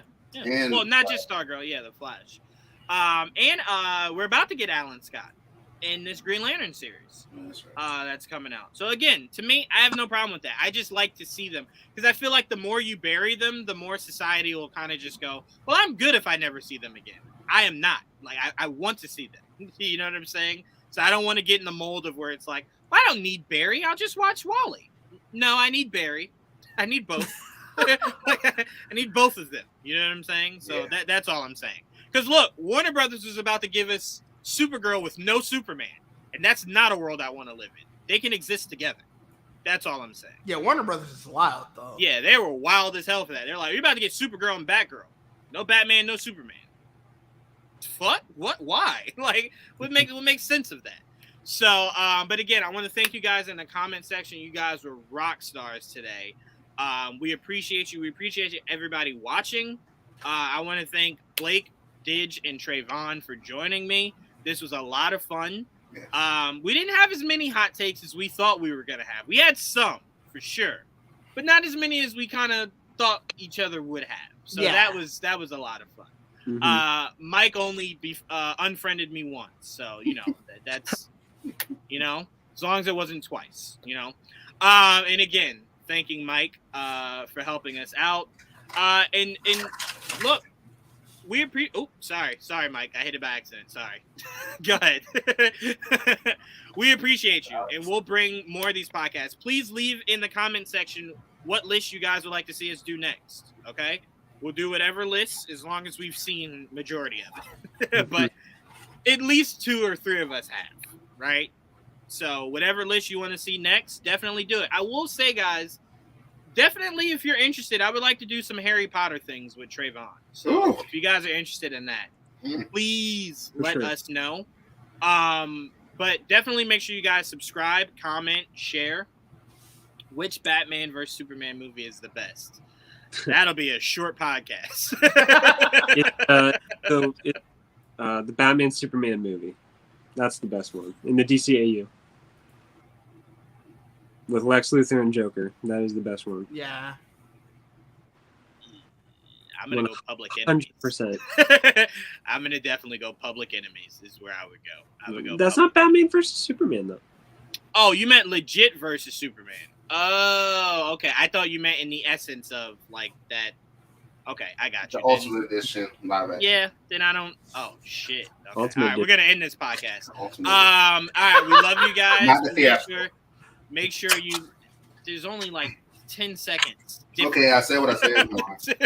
We had it. Mute him, Mike. Mute him. Mute him, quick.